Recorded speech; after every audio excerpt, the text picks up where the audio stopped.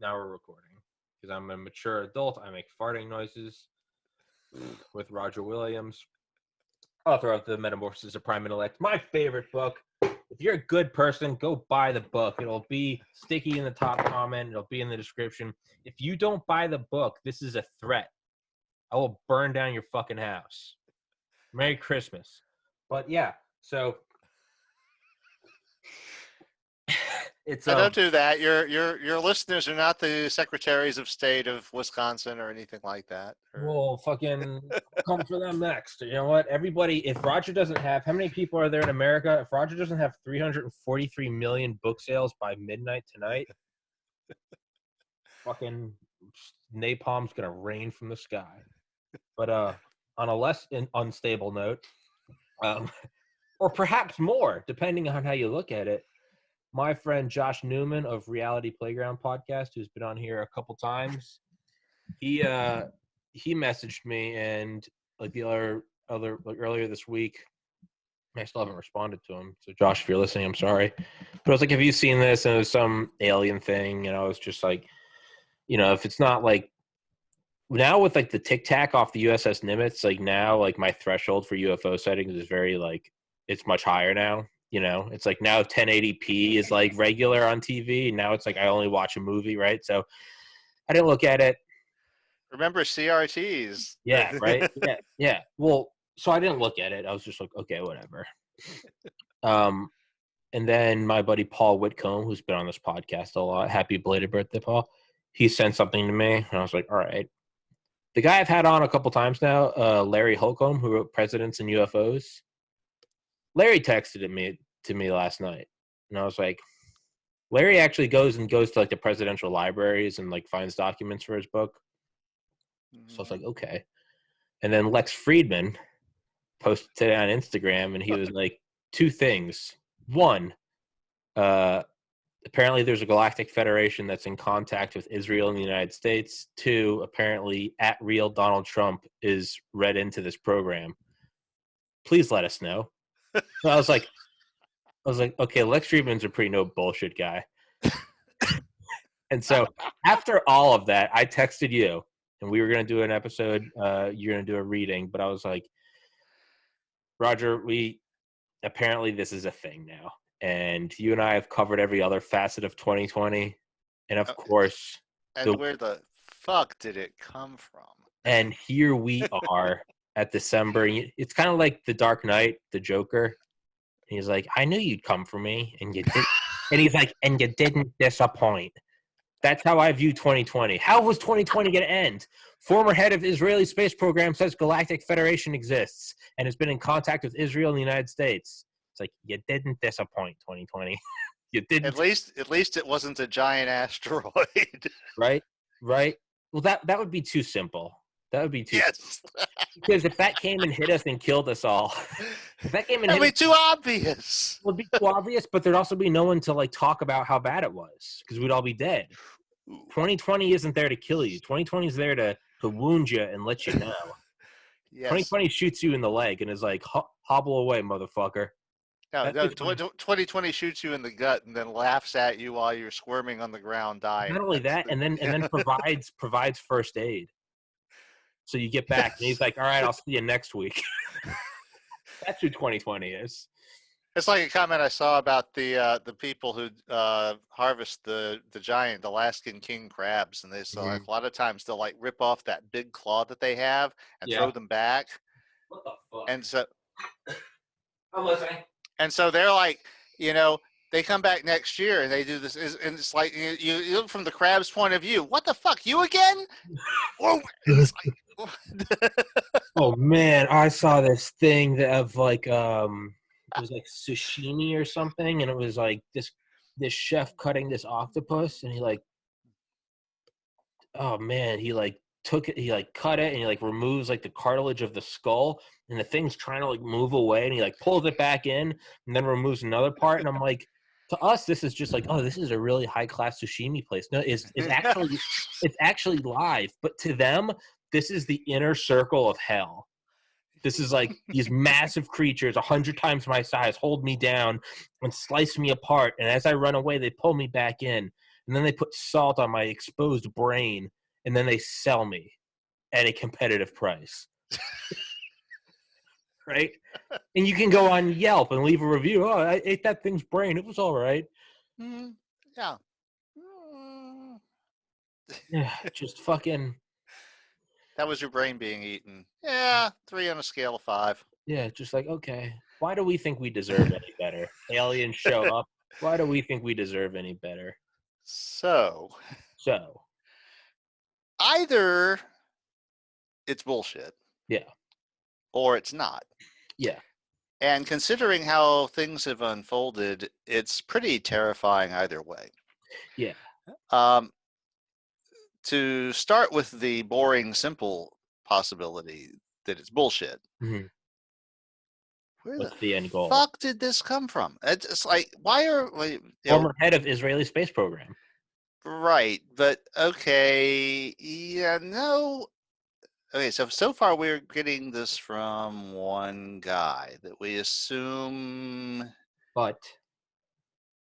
is not like off his meds or something. Well, don't forget, a couple years ago, Honorable Paul Hillier, Rob Hillier, Paul Hillier, former head of the Canadian Defense Department, came out and said, and he even did an AMA on Reddit a couple years ago, and everyone was making fun of him.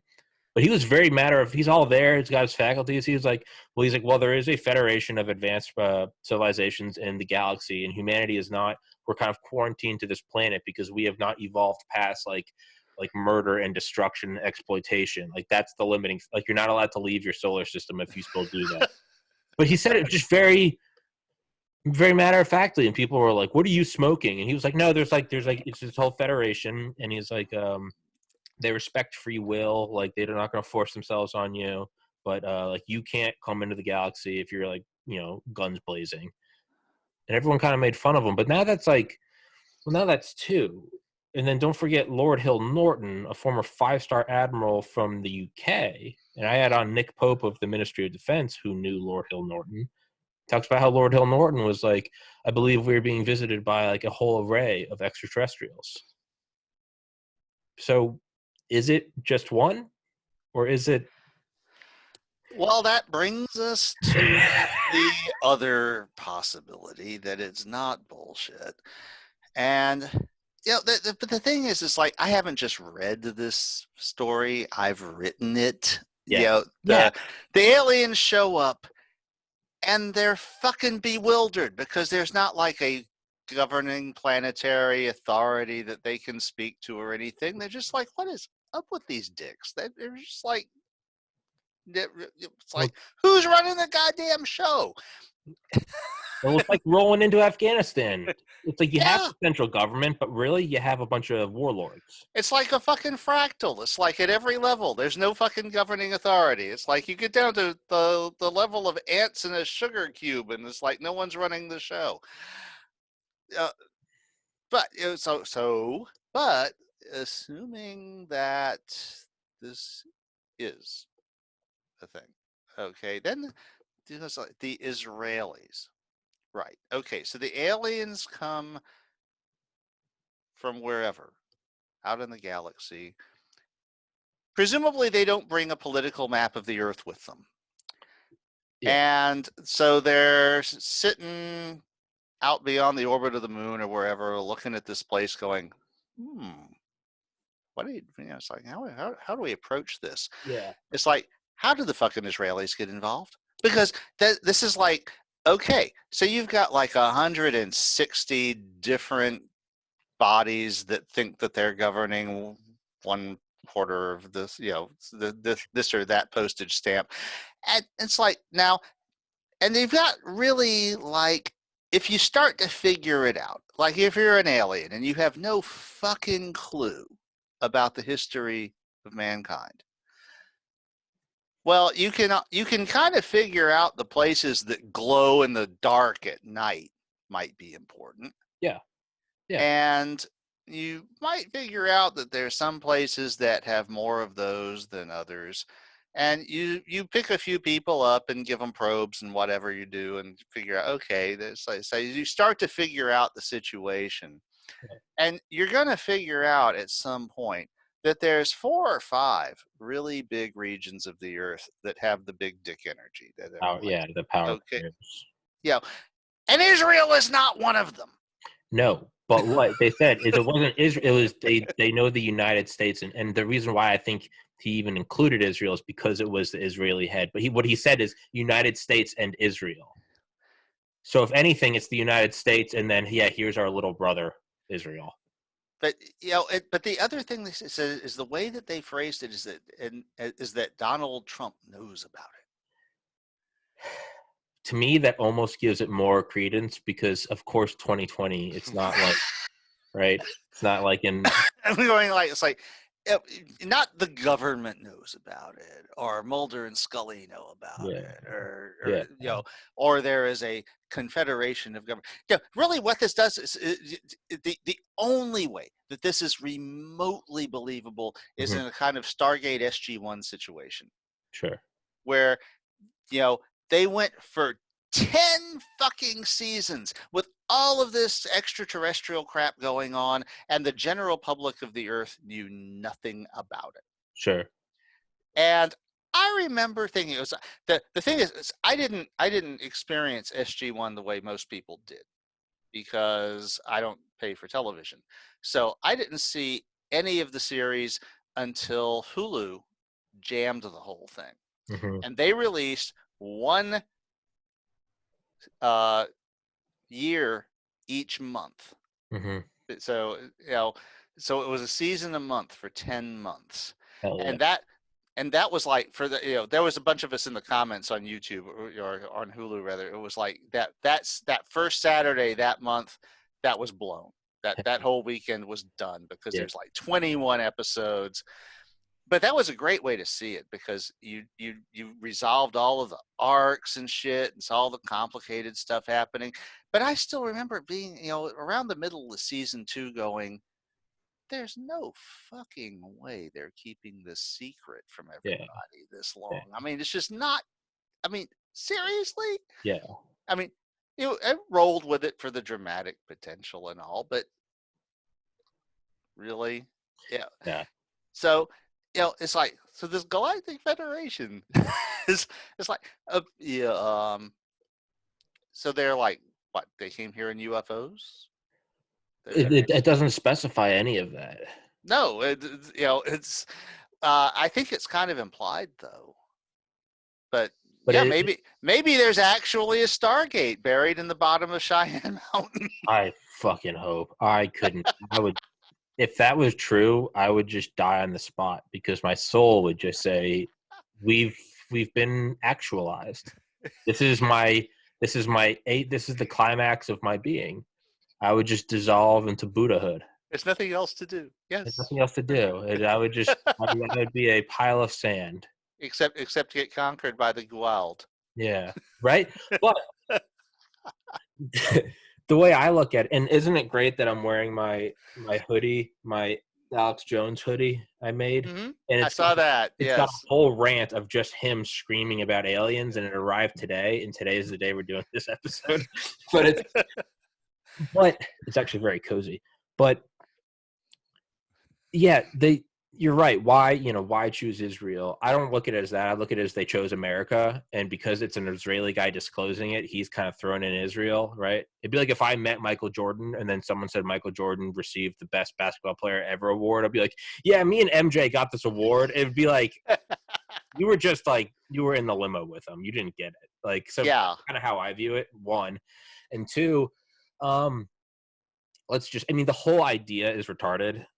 So let's just. I think in like our first podcast, you used the phrase "room temperature IQ." Room temperature IQ, mouth breathing retard. Yeah, right. And but it's like it's like it's on fucking CNN. Yeah. Oh, that's what I'm saying though. Like, it's like you definitely ride the short bus, right? You can sit in the back row and put your feet on the dashboard. Like, it's a short bus, right? So. I just made that up. I'm kind of proud of that. But it works. Thank you. Very good. But so let's toy with this, right? Let's kind of take into consideration the whole thing's insane. That being said, so let's entertain it. okay, well, we do have an internet, right? So maybe it wouldn't necessarily be a blind, do they have a political map? Like maybe you could tap into the internet. And assuming they have super advanced computers, they could probably tap in and in a millisecond almost have an index card come out and be like, this is the general gist of humanity kind of thing, right? It's like the Yeah, I like got it. the I got it. reverse of Independence Day, where the original was that we got our computer Virus, yeah. technology from them, Oh yeah. and that's why Jeff Goldblum was able to hack their mothership in the first Independence Day, was because we actually learned how to build computers from the aliens. David, But David, why is my mother going to Atlanta? but because they're telepathic, they don't have any concept of security protocols or anything. So when we get in there, it's like we just hack their shit, because their shit can't be, they can't hack each other's shit because they're telepathic. And so it just doesn't even occur to them that someone might come into your computer system and do something malicious. Yeah, yeah, yeah. Uh, No peace. but There can be no yeah, peace. the funny thing is that Earth is actually putting out a little less radio energy pollution than we used to, because we aren't Fiber using. optics, right? Hmm? Fiber optics, right? Right, yeah, and we're not depending as much on these powerful radio transmitters to send things around the world. So I've seen the conjecture that within another century or so, uh, the Earth won't be the loudest radio star in the galaxy anymore, Uh, because we won't have any reason to put so much energy into broadcasting radio waves, because we'll be doing it all by fiber optics and undersea cables and stuff. And we'll only actually use radio for the shit that you need radio for, which incidentally, as you probably saw, the radio dish that we used to send the intergalactic Air, memorandum Arecibo. collapsed. Maybe that's why they're showing up. It's They're like like, maybe that's why the Federation's showing up. phone went dead. They're like, Yes. yo, we're just checking. We're just doing a courtesy call. Phone went dead. Everything good? We know you guys were sick. We know you had a pandemic thing going on. We looked at your atmosphere. It's been getting warmer. You're running a fever. Yeah. Goes down. Everything good? You gotta, you know, had how many hurricanes this year? It's like these, your atmosphere is being a little disturbed A too. little So wonky. yeah, everything's going weird. Yeah, actually, the atmosphere being disturbed is one of the things that contributed to Arecibo collapsing. What did lead to it to collapse? Well, it was 50 years old. I don't know if you've ever seen a picture Yeah. I know what it is. Okay, so it had these three ginormous towers. Yeah. With cables suspending the thing in the middle. Yeah. Above the focal point of the dish, and one of the cables snapped about 6 months ago, and it drug a giant gash in the main dish. And of course, the dish is stationary. The dish was just basically built over a pothole, over a sinkhole in the Puerto Rican landscape. So they were trying to figure out what to do about that. But the problem was, because that cable snapped, it put more strain on the other cables. And these things are carrying like 1.6 million pounds of force each. Because the thing in the middle was enormous. It was enormous. Was pretty ginormous, yeah. And it's like a few weeks ago, I saw a YouTube video that was made before it collapsed by a couple of guys that went on a big tour. They actually walked the catwalk up to the thing in the middle, and down to where the receivers were and all. And it was just like, it was fucking incredible. Yeah. But, so this cable snapped months ago, and when it snapped, it dug a big trench in the dish itself. And then the NSF was trying to figure out what the hell we're going to do about this. And they were kind of still in that mode. It's like no one can go into it, because it's unstable now. And so it wasn't safe for anybody to go like up to the antenna receiver horn or anything. and they were still kind of mulling, and I'm sure this had nothing to do with the fact that a certain president of the United States obviously hates Puerto Rico. I'm just saying, okay? Just a statement. Yeah, it's like just an aside. Too many Puerto Ricans in his rental properties. Too many. They can't okay. have. I don't want them using that dish to listen to me. So we can't be spending money on their stupid little island. Okay. Well, their stupid little island. The rest of the cable snapped. Yeah. And there is now video online of the whole thing. In fact, it turns out there was video. Yeah. Roger. Roger. You froze up. You said turns out, and then it froze up. Oh. You're good. You're good now. Yep. Now I got a little, your internet connection is unstable thing. The internet has been wonky for the last week or so. Yeah. There was a drone. Mm-hmm.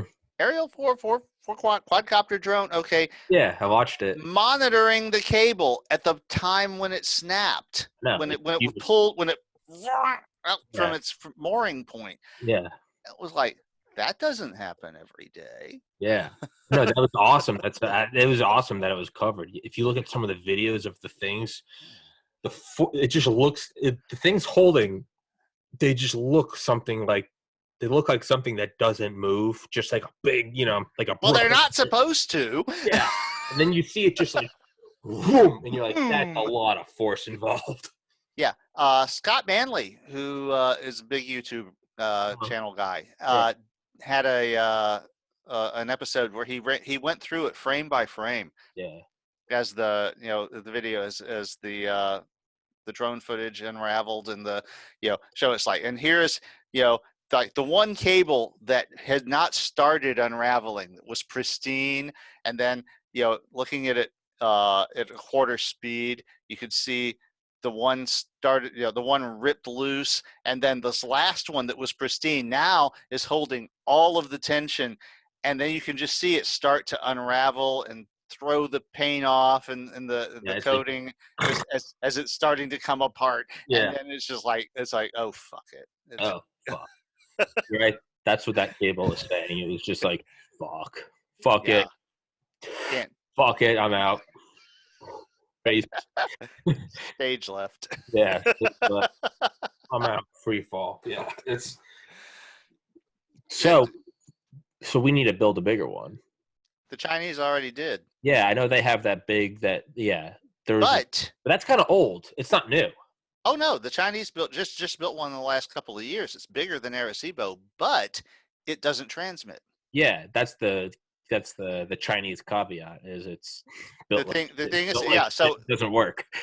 Well, it can't do all this radar shit that AACP did. It's like all these pictures of asteroids that are about that big and all that. They've been able. That was all radio. That was all. A lot of that was AACP. Mm-hmm. It's like you send out a 1 billion watt pulse. Yeah. And get the returns back, and through really fancy math, they can reconstruct these pictures of little teeny things. You can't get that with optical telescopes. That it's because you can't do the really fancy math, and because you're not getting this. It's weird because radio frequency, even millimeter radio signals are such a much longer wavelength than light. Then you're used to thinking that, well, your resolution is going to be lower. That's the way that it works with telescopes and shit. But what it really happens is that with radio telescopes, you get the data in such detail that that you can reconstruct bigger pictures. Yeah, it's nuts, actually, kind of. But yeah, we were getting better, especially with like near Earth asteroids with AACP than we ever could with any of the optical telescopes, including Hubble. So that's like now the Chinese have a telescope, a radio telescope that's like half again as big as AACP was. But my understanding is that it doesn't have transmit capability, so you can't do radar with it. Yeah, which is like, why the fuck bother? Yeah. It just takes in, right? But the Chinese, what they've been up to lately is kind of weird because, it's like, so they've launched, like 4 moon landers now. Mm-hmm. They did a sample return Yep. mission. Yeah, it just took off the other day. Yeah. It's like, and you're like, why are they doing this? This is like, it's not like they're going to be first or anything, but it's like, it's almost more like, well, now that the Russians and the Americans have left the playing field, we can be the big champions. And Hey, it's just as it was in the 60s, it's a propaganda coup. yeah.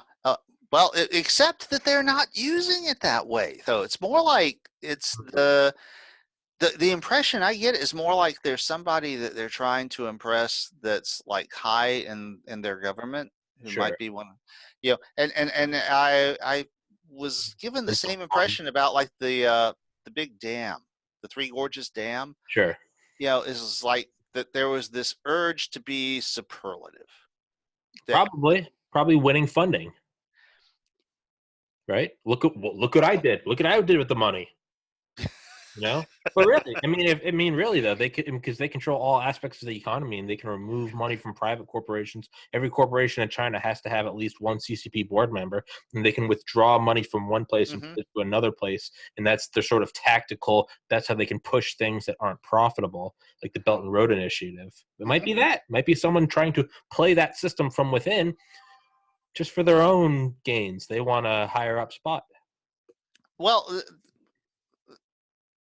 the impression that I was given was that there was someone very high up that everyone's trying to impress.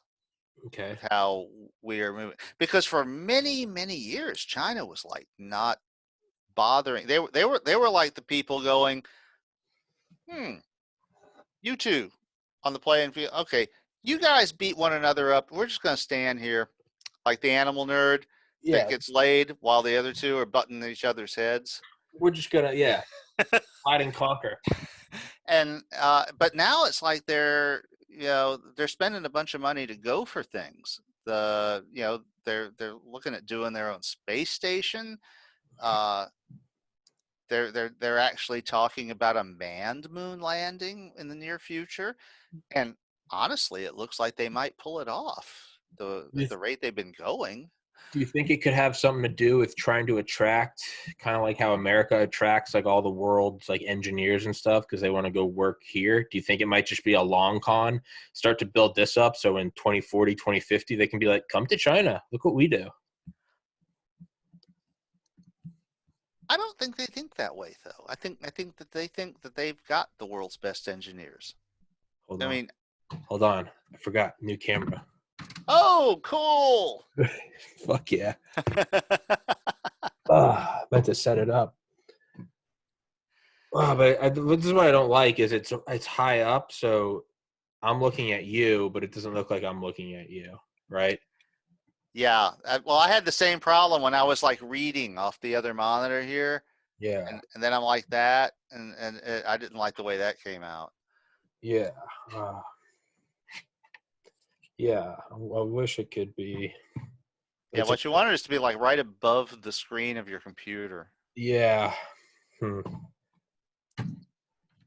Because you're going to look at the image on the screen. You're gonna. Yeah, I'm gonna looking at your sexy face and put some books under this thing. But I'm still not looking at you. I need to figure that out. Yeah, you're still looking down a bit. Yeah, I need to figure that out. But I did get a tripod for it instead of trying to balance it. I mean, the image looks great, though, right? Oh yes. Well, I mean, at my end of the internet connection, I'm looking at a. Yeah, that's just thing anyway. Wait, Roger, you can change go up to the top right hand corner and zoom. Yeah, no, you told me about that. Okay. Well, hey, there's NORAD. I forget what they're called, but there's the bunker. Yeah, it's more that I'm not looking at myself as a little pixelated thumbnail when I'm trying to demonstrate shit to you. Gotcha. Which was a thing. I don't know why I'm just showing you the whole setup. Xbox. Oh, you can finally look around. Yeah, you can see. Hey, there we go. Yeah. 4K. Your big monitor. 6 hard drives. That's 76 terabytes. I saw a retrospective of Johnny Mnemonic the other day. You remember the movie from the 90s? And the guy is an information courier, and he has his brain hacked Mhm. so that he can carry information around. And it was like he was completely overloaded because his capacity was 160 gigabytes, but they had given him 300 and some odd gigabytes, and this was like when they made this movie in the mid 90s. Of course, this was like a fantastically large amount of information. So Yeah. yeah, you would have to like hack your brain and use your neurons or something. And now it's like this isn't even Yeah, you like know that's that much. odd. The SSD in my Yeah. computer. It's like, how Okay. much is it? You're like, fuck, you should probably upgrade it. Because that, what I just showed you, yeah, that's 76 You terabytes. I have. put it on a fucking SD card. It's about Yeah, that big. Yeah. right. It's still kind of working for Terminator 2, I think, when they're putting Skynet on, and he's like, Skynet up and running. Is at the very end. It's like the Air Force guy, and he's looking at it, and he goes, "All right, we're 70 terabytes per second, like so. It's still pretty good. Yeah, It still holds up. That number still holds up. but not for long. Not for long. Not the rate we're going. It was when it first came out, and I remember first seeing it. That was like a good sci-fi number, but now it's like now it's impressive. It's impressive, but like it's not that far out of reach. No. It is, And but it isn't. that's one of those things where being a science fiction writer bites you on the ass. Yeah. The of course, my favorite science fiction bites you on the ass thing is the first line of the novel Neuromancer, which was the sky was the color of a television set turned to an unused channel, which when William Gibson wrote that in 1981 would have been gray. It hasn't been gray for 30 years. Yeah. It's been blue. Yeah, I was about to say blue. Yeah. And that completely inverts the Changes. whole thing because he wanted it to be like this gray, dim Yeah. thing. And reality came and bit his pros on the ass. Yeah. But I wonder if because at first the story it always fucks over the stories. It's like there was a whopping 2 gigabytes, and right, and it's like, but I wonder if there's this sort of like if there's like an oscillation, like within 20 years it starts to make it look goofy, but maybe it sort of swings back around to where a long enough time goes by and you almost get that like Jules Verne effect, like 20,000 Leagues Under the Sea or something, where it's like now it's like, yeah, the entire thing is old, but it's like now it's just cool because the idea itself. Well, yeah, because you go through the period where it's contemporary, but it's Hmm. stupid, Hmm. and then you finally go to where you can appreciate it as from in its historical context. Yeah. So, like when we're reading a Jules Verne novel, okay, we understand that, okay, they didn't have computers and they didn't have nuclear reactors and they didn't have all this other stuff in his day. So we can appreciate where he's writing from. And we're getting there now I think, with some of the science fiction from the 40s and 50s.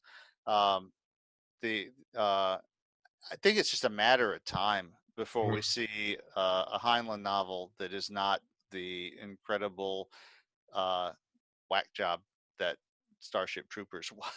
Yeah, right. And It's like I I bet. mean, it's like, well, and the thing is, the thing about Starship Troopers was that Paul Verhoeven grew up around actual Nazis. He lived in an occupied power Mhm. and remembered actual Nazis. And so when he made Starship Troopers, his tongue was not in his cheek at all. He Mhm. knew It- exactly what he was doing. Yeah. And it wasn't supposed to, it was the kind of thing, actually, it was supposed to be funny until you realize it's not. Yeah, right. It's kind of like J.R.R. Tolkien writing about describing the battles of Middle Earth because he's describing them because he just came back from fighting in the trenches of World War One, and that's Right. what he's writing as is like these muddy hellscapes of just Yeah. 100,000 ants moving along. Like Yeah. that's what. Yeah. So these stories eventually reach a point where you can look at them at a remove, Yeah. and you can appreciate, oh yeah, well Heinlein was reacting to this historical force when he wrote that. And the yeah, then you're like, well, he was reacting to that historical force for this reason from when he was writing that, and so it's like almost these layers build up. Yeah. But uh, yeah, the where do we even get into this Who from? cares, man? Roger, right now you and I are beta testing our free ranting episode. We are seeing how it Yes. Well, yeah, it's like my plan. My microphone I was, decided that not to work after all of this, because what I was going to do was talk about. Well, I mean, and we can still talk about that, even if I don't read you the story. I can tell you how I got into that thing. Was I haven't I haven't called Noah. mhm, Okay, and the reason is that I talked to my wife instead, mhm, and she also writes, and she has done some uh, targeted genre fiction mhm, on Amazon, and including some where there have been collaborators, and they've had a couple of things that they hired a narrator for mhm, to get them on Audible. And I was talking to her at random about it when I was thinking of writing Noah, and I said, I'm thinking about, first of all, skilled labor mhm, that where you're not just paying someone's salary, but where you're paying all of their overhead and their costs and everything, generally runs $100 to $200 an hour. That's you know, I was given the speech by my boss when many years ago that as a rule of thumb, that the scale rate for someone to hire my company to use my work would be about 4 times what I make. yeah, And that's what it takes to cover the overhead of the building, the vehicle, the tools, the training, the time when I'm not doing billable things, all this other stuff. yeah, And so if you're charging less than $100 an hour for your time, then you're probably ripping yourself off. yeah, And Noah obviously knew what he was doing, big time. yeah, So it's like, now above $200 the air gets thin, but you start to look at somebody who has a national reputation, who has a big portfolio, who has a lot of experience. Then you're talking about even more than that. mhm, Now it takes about 6 hours to read Mopi aloud. Don't ask me how I know that. Well, actually, you can probably figure out how I know that. But that doesn't count the pre-read, where you figure out what are you going to do about all of the little effects and stuff, like the computer dialogue sections about the different characters. At least Mopi doesn't have a lot of different characters. In some of these stories, they actually hire voice actors to do the different characters, because otherwise you wouldn't keep them straight. That's not a problem for Mopi, at least. But you've got to go through it, make sure you know how to handle all of, because I'm a very visual writer. I do a lot of little tricks with the formatting to create an impression on the page as you're reading it, and getting that to come through on Audible is going to require making sure you have some idea what's coming up, that you're going to do a scene shift or a switch to a different venue or something. In the story that I was planning to read you, there is a shift between the present case and a series of things in the past that are converging on the present. And so in the original story, there was a horizontal line, mhm, and you can't read horizontal line. So I was thinking about it, and I had to read the story. I actually read the story aloud several times to myself so I could hear how it sounded, and realized the best thing to do at those points was to say present day. We're not in the past anymore.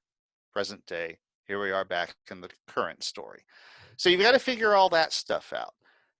Then, as Noah was saying, you're going to make mistakes.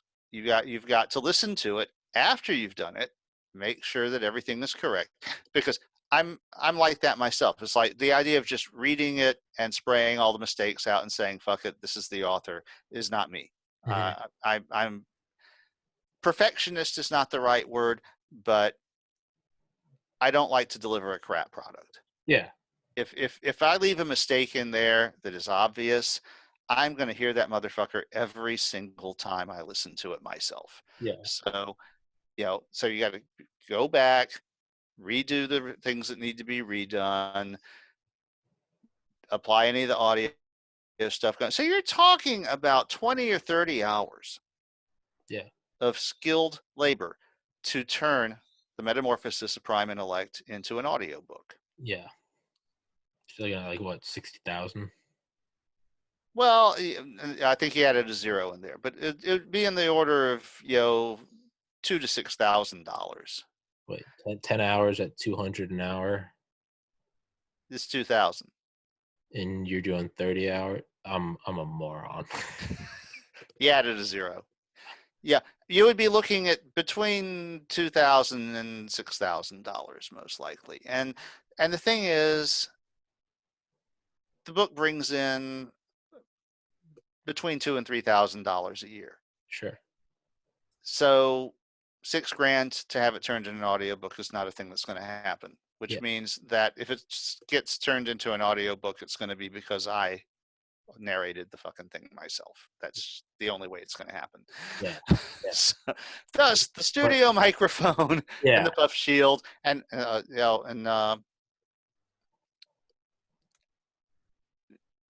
it's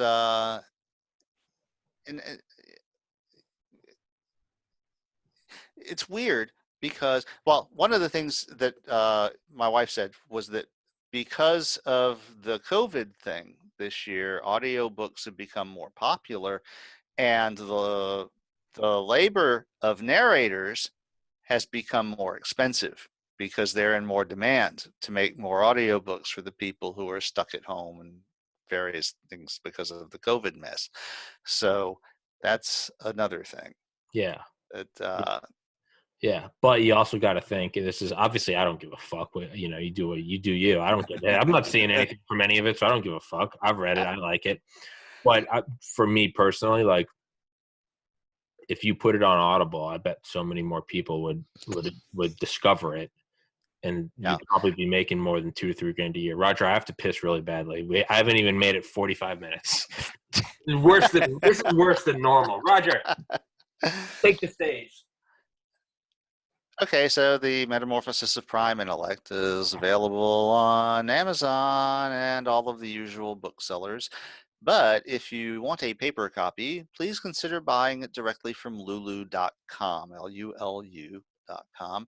They are the original publishers who actually print the copies, and they have to charge you the same amount because of the way that the contracts are written.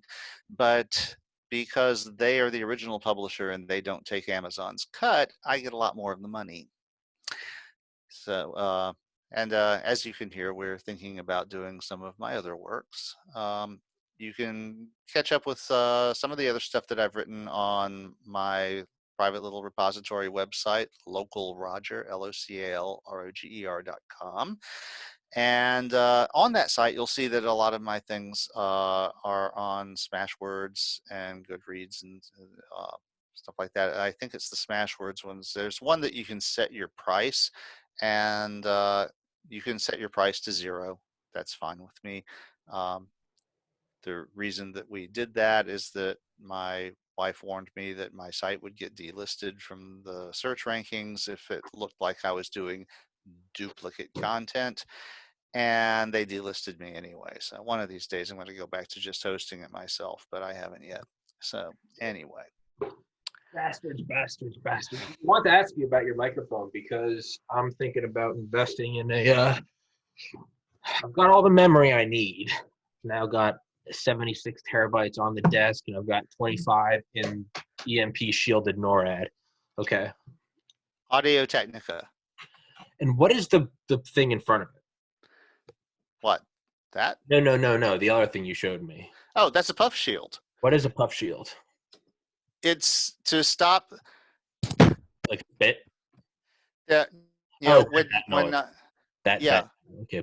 Yeah. that yeah, because the thing on the microphone isn't really large enough to stop, like if you Yeah. a blast of air, and as we naturally do when doing certain consonants and stuff, and the larger puff shield is about stopping that.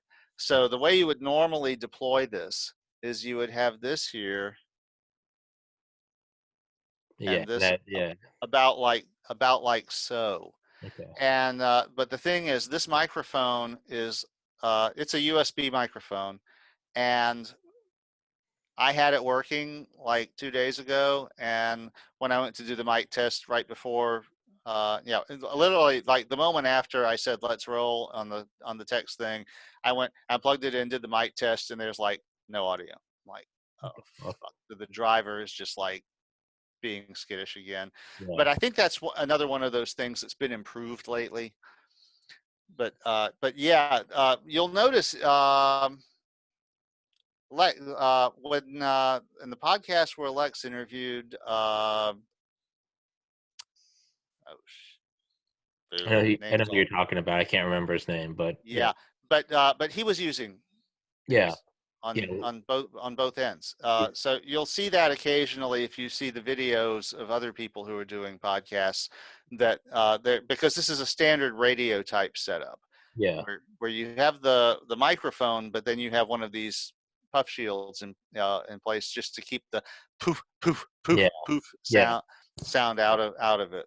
And Yeah. of course, I've got the worst of all worlds here because I've got this completely unshielded mic because even its little foam thing just disintegrated because it's so old. Yeah. Um, Yeah, you can definitely. If you ever listen on Spotify to this podcast, the little thing I do at the beginning for Anchor, you can tell in the ad, it's like, "Welcome to Tommy's like podcast." You can hear it. yes, It's like, it's like, yeah, and that's what this thing is about. Yeah. So yeah, if you want to prevent that, but I noticed that you're very mobile as you move around your office a lot, and for this to be effective, you really kind of have to situate it between you and the microphone. yeah, So uh, so you would have to be more in one place. Now, I had also planned, because of having the external microphone, I was going to use my Bluetooth headphones instead of these, so I wouldn't be tethered to the damn desk anymore. And well, all that fell apart at the 11th hour. yeah, yeah. I've been thinking of how to do that because I want to get um like the top tier one, the Shure SMB, the one that like Rogan uses. All the podcasters use it. It's a really good one. I want to get that Yeah, the puff shield, and I want to get it mounted so I can kind of just because right now like this is on my I place it on my laptop, and right. because I'm in a weird spot whereas like I don't have a physical guest, I just have speakers of your voice coming through. So I've been thinking maybe I need to get two microphones and put one right above the speaker so it's your voice, and then also have one like mounted over here and just have it like right here next to my voice. I don't know, but I don't know how to do that. I don't know like how to split the audio or keep. Well, you don't need. Yeah, that's more of a software thing because you're getting the audio already in digital form over the internet from me, so you don't need like a microphone for me. Oh, but I found getting like Zoom takes the audio directly, like the Hmm. digital, versus like I record it coming out of the speakers. It is worse quality through Zoom versus you can hear the difference. The videos I upload to BitChute are the Zoom ones, and they use the Zoom audio. The ones I upload to YouTube are the ones that are captured by this microphone already coming through the speaker. That quality is better than the digital. No, maybe that just might be Zoom. Zoom might just be giving me a shitty digital version, but that doesn't make sense though because Yeah, because you're getting my audio through Zoom. through Zoom. That's Like right now, it's like I'm right. So it's maybe so Zoom's got. You're right. Zoom's got to condense it or compress it or something. yeah, Because but that's what you're getting at your computer in a digital form. yeah, So the only way they're making it better is by doing some kind of processing on it to try and restore what's been lost in the transmission process or something. yeah, and that's Because what I record with my microphone. Is yeah, so Yeah, that's strange. Isn't it? It's yeah. There's definitely a difference between it when it comes out of the speaker versus the actual digital file that they just deliver. Or you know what? It might be. Maybe it's not your voice because I know the quality is worse, but I don't know. Is it the guest's quality is worse or my quality is worse? I cannot really imagine a scenario where the quality of my voice would be better if you put it through a speaker and another microphone versus just digitally recording what's Yeah, receiving over the internet. But yours, that's a different story. I got an idea right now. I'm gonna pull up. Let's pull up. I was about to say I hope I don't get yanked, but then I realized this is my YouTube. This is I can play my own shit. So don't be too sure of that. That's well, you know what? If this is because how I got delisted from Google for hosting my own stories. Well, you know what? If this is how I go, then fucking this is how we go, Roger. If I go down, if I get yanked for playing my own material, then it was meant to be. Okay? That it was meant to be. I'm not even monetized. They still haven't monetized me yet. So this is, let's listen to 267, The Science of Measuring Length. This is YouTube. I don't think I've ever started recording that quickly. That might be a new record. Fucking recording, bud. But yeah. Now, did you get a haircut? All right, so now let's find that on BitChute and see if you can't.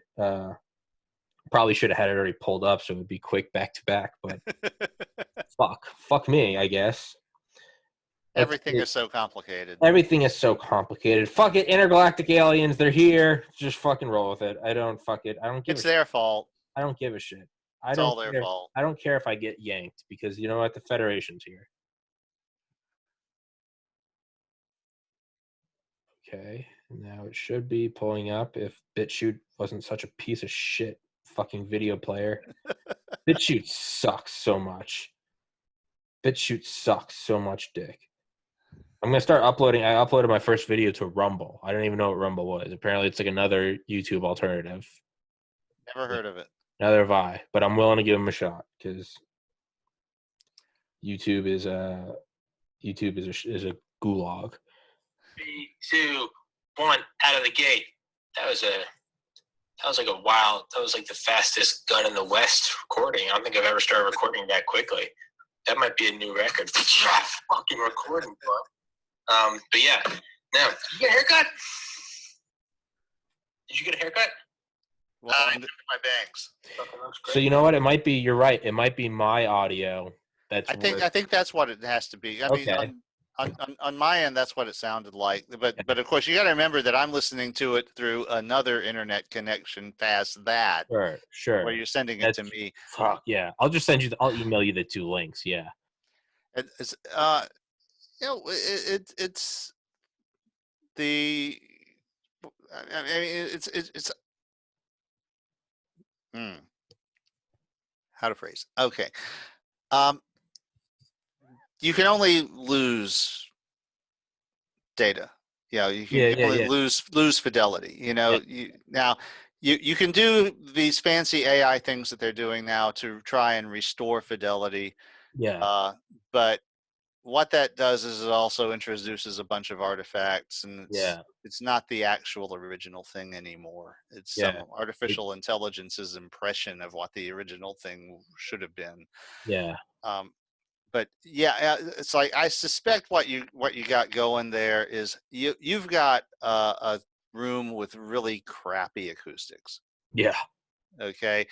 And that comes through. I was like, that was what I was hearing in both of those was a lot of reflections, from the walls.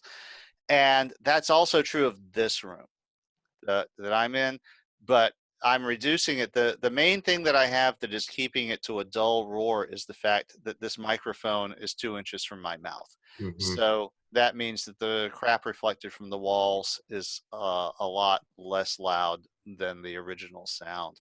Yeah. But like if I was using the microphone in the computer, which a lot of people do, a lot of your guests have obviously done, and you can hear that they're like in this boom, boom, boom echo chamber. Yeah, they're in a big room And that's just because they're even in a normal room. If you're 2 feet from the microphone and then the walls are 10 feet from you, then the sound that gets reflected off of them is a significant fraction of the loudness of the actual sound that you've made the volume for. Okay. What makes this work is that the loudness, the amplitude is turned down a lot because the microphone is 2 inches from my mouth. So that means the reflections from the walls are a lot, The fraction. a small fraction of what I'm intending to pick up. But it means I have the exact opposite of the puff shield. It means you're getting all of my puffs and poofy at full, the stomach growling and and gurgling noises in my full volume. And so should I be holding it like right here? well, Can you hear it better? Is my voice higher fidelity if I hold it yes, right? actually it is. Really? Okay. So then I need but you're also puffing more noticeably. Okay. I can hear the puffing more, which is why you need the puff shield. So what you should actually probably have is one of these stupid things, and just and get it mounted and just have it. Yeah, right. Have it mounted on your desk, and with the microphone, you want this about 6 inches from the place where you normally speak from, and then the microphone 4 to 6 inches beyond it. Okay. And what that does is the puff shield takes care of the poof poof poof things, which the thing about using the remote mic is you don't hear the poof poof poof things. Sure. Because they don't go, that the poofs don't go very far. Yeah. So what the poof shield is for is the fact that you have the microphone close to your mouth. Okay. But having the microphone close is about not having the room sounds and the environment and all that. Okay. Yeah. But then you're going to have to get some discipline about staying in one place because I'll just get a seatbelt. Yeah. Right? Or I'll get some lasers pointing straight down. It's kind of like the game Operation. They'll buzz if I lean too far away. Yes. You are here. Or I should just, yeah, I don't know. It's definitely, this is episode 280. Definitely should have figured this out about 280 episodes ago. But you know what? I think that's the nature of this podcast, is just fuck it, do it live, and we learn as we go. Actually, a lot of the fun of this has been watching you kind of wing it and kind of get the handle on things. It's one of the reasons that I keep coming back is actually it's fun watching you get the handle on things in the field and everything. I appreciate it, man. Yeah, it's a very slow. I had this microphone for 50 episodes before I used it. I now have this camera set up perfectly, but now it's at the wrong height. So I'm just like, well, it's over there now, but I'll figure that out. Well, your next step is to get an external camera so that you can mount the camera and the microphone and the puff shield and everything and get it all right. And it's not related to your computer anymore. Yeah. Well, that's what this one is, right? Is that you mean external camera? Like, that's what it is. It's a lot. I have like a literal external, like, I have a GoPro. Yeah, well, I mean, all of those things now are just as good as the one in your computer. I mean, in most cases, they're better. No, they are. Yeah. The problem is that you need to get a studio oriented idea. You need to think of the space that you're broadcasting from as a studio and ask yourself, what is the optimum place for everything? Yeah. So, it's kind of a default thing when you're using a laptop. Okay, you're looking at the screen, which is what I'm doing here. Okay, and in a lot of cases, if I wasn't using these, then the microphone is right here next to the camera. Okay, well, that results in a lot of echoes unless I'm in an anechoic chamber or a room with that absorbs all those sound reflections somehow. Now when Elaine, I mentioned that she had some narrations done when she was in the preps for that. The reason I have a studio quality microphone, whether it's working or not at the moment, is that she got it to when she was thinking of doing narrations. And she worked out that the best place in our house to do it was in the walk-in closet in our master bedroom, because there's clothes hung up on the racks on either side.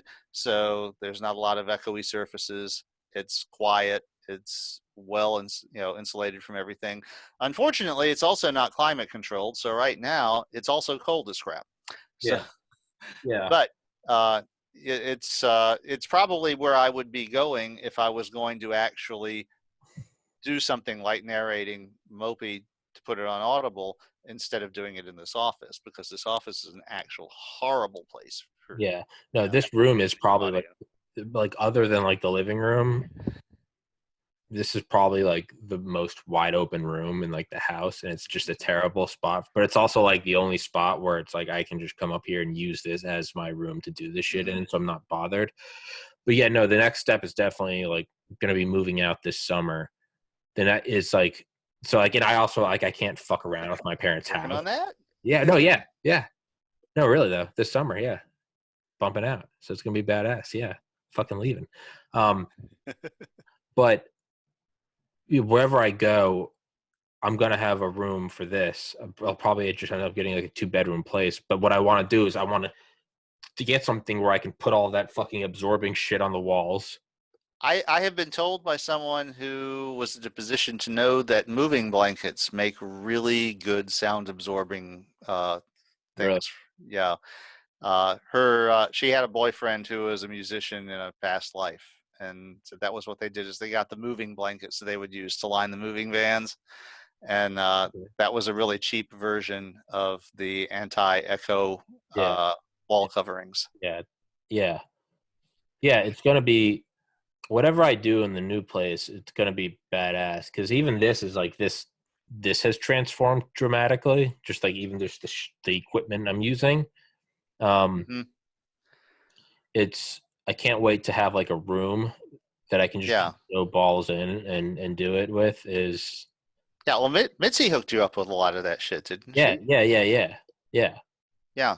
Um, but yeah, I would say what you're going to need to do is, once you bring the microphone close, then you're going to need the puff shield. Mm-hmm. That means you're going to need to actually have like a fixed place where you sit Yeah, to do your part of the thing. Then you're going to have to figure out where you want the camera and the display that you're using, so to show you to your guest and that you're looking on. Because like you said, right now yeah, you put the camera at the closest thing that you can, and you're like this, and it's jarring. mhm, So but there's solutions to all of that, obviously, but you have to kind of go, well, instead of just doing this at random, uh, maybe it's time to actually think about laying this sucker out like a yeah, studio. yeah, And because you've got some decent equipment now. uh, it really, it's not necessary when you're just doing your laptop. Everyone kind of understands that you're just doing your laptop and that your voice is bouncing off the walls. I mean, I've seen like fucking late night show, in the last, in the COVID era, when they some celebrity, and it's like they're obviously just using their laptop and their voice is bouncing the off the audio is wall. terrible. Yeah, it happens with Yeah, Joe Rogan's guests. He'll have on like Matthew McConaughey or like Jon Stewart, and you're just like, it's just such a weird departure from like studio quality, and it's yeah. like wow, it's noticeable. And the thing is that there is a technology to improving on that. Yeah, So yeah, uh, yeah. it's yeah, and I'll be honest, I didn't know about these things. And I don't fucking that know. was my that was my wife who did all that research. And Yeah, I've always seen those and just not known what they are. Is yeah, well, and that's the thing, is because when you put the microphone closer to your face to get rid of the environmental influences so that your voice dominates, but then also you start getting the poof poof poof things, mhm, and that's what the poof filter is for, mhm. is to get rid of that when the microphone is that close to your face. Yeah, yeah. It's definitely. I've I've come to think about like this whole setup I have, like a desk and a couple shelves. I've come to think of it as like this like single organism because at first it was just the laptop, and then it was a microphone, and then the laptop went on cooling fans, and then I got a couple externals, and then I made like NORAD, which is like it's like brain. Not really. It's like that's its long-term memory, right? That's like its Yeah. cerebellum or something. You did your hard drive fetish. Yeah, which is awesome, right? So those ones in there, and then ones up here I showed you. Actually, fuck it, I'll connect this and show it to you. You will like it. So it originally like I have all those ones in NORAD, but it's a bitch to take out every day. So now I only update those once a week, and so instead I have the ones on the desktop. And why is that image like yellow? Color temperature. That's weird. It's you went to incandescent lights from probably fluorescent. Yeah, no, I mean I turned all of them on earlier when I had it on. Whatever, not important. And so I have all these, right? 2 in the center. Those are 12 each. Go out 1, 16 each, and then 10 each. Right? And then I have all of them hooked up to all these like USB port thingies. Can't really see it. It's kind of blurry. Yeah, I know what it is though. Yeah, and then all the things are connected to this one hub where it's just got one big button on the top. And so now what I've done is so I've hooked them all up together. I see your camera corrected the color temperature problem. Yeah, finally. I put them all together, hooked them all up together, and then I have them all leading to just one USB-C. So now I can just click that in, and I just press the big, comically big button on top, and it all and I have a cooling pad under it. So there's like this. It starts dissipating all the heat just from all the hard drives next to each other. So that's like the brain of it. And so I've been, for a while, it's just been this organism, right? It's got its eyes, different cameras. It's got its ears, right? Different microphones. Now it's got a backup brain, and then it's got the 76 terabyte brain right there. Xbox over here, which is in a way, it's like how I bring in the information because I play video games muted while listening to audiobooks. That's part of the organism. The big 4K TV right here, router down here. But it's all kind of, not everything's connected. But for the past couple months, I've been viewing it as this one, it's like they say with like a fighter jet, they say you strap yourself into the jet. In a way, it's like I come and I sit in here and it's like I lock into this whole thing, whether I'm like extracting the information. Have you looked behind me recently? Yeah, all this shit. It's but yeah, it's so I've been looking at all this as just one organism. Yeah, this is what happens when you've been doing that for 30 years. Yeah, I know, right? No, I have shit I haven't thrown away, but I make sure to put it all. I have shit that I actually took out of television sets that I pulled off the side of the road when I was a kid in the 70s that I still have. Jesus. It's like, on the one hand, what am I ever going to do with a 5-watt 1 mega ohm resistor? On the other hand, if I suddenly realize that I need it and I've thrown it away, and that has happened. Many times. It is a law. In the drawers of this desk, I have almost have like a duffel bag full of just like old iPhone adapters and who knows how many HDMI cables and chargers, but I don't throw them away because it's understood that if you throw them away, you will have a need for it. So if you just keep them, in a way, you're saving. Next week. Yeah. So in a way, it's almost like an apple a day keeps the doctor away. It's like by keeping these, the universe removes your need for them. Yeah, that's. I mean, all I can say is that I can't even count the number of times that I've thrown something away that I haven't, EGA that I've had for 15 years. It's like there's no time. I'm never gonna use this. Yeah. And then it's like the very next week. Oh, I need fuck! I just threw that out. It's some absurd. It's like, I have my SanDisk to macro USB cord, and it's like that was for like one specific digital camera in 2003. Yeah. Don't you dare throw that away, because my God. you're gonna find yourself going, I wonder if I nope. Yeah, my MMC reader or something. It was like, that. It's like, Yeah. Yeah. remember these? That was for one particular digital camera. Uh-huh. That camera is behind me. It Yeah. hasn't worked for years, but I'm not going to throw it away just yet because Yeah. it's still, but it's like, the thing is that format, there's there's a bunch of stuff, uh, especially out in industry where they keep stuff for longer than we do in consumer land, that I might need that for. Yeah. It's like, that's the only one I have. So whatever. Yeah. My hopes are, as I keep adding to this organism, this digital organism, I hope that eventually in like 2030 it becomes like self-aware. Just ever increasing complexity, right? Isn't that a theory about consciousness? Is like the more complex obviously it's all based in nothing, but it's like it Well, will. the thing is that what they're lacking there is algorithms. They don't know how consciousness works, Yeah. Yeah. and there are different individuals and groups who are treating that as a problem.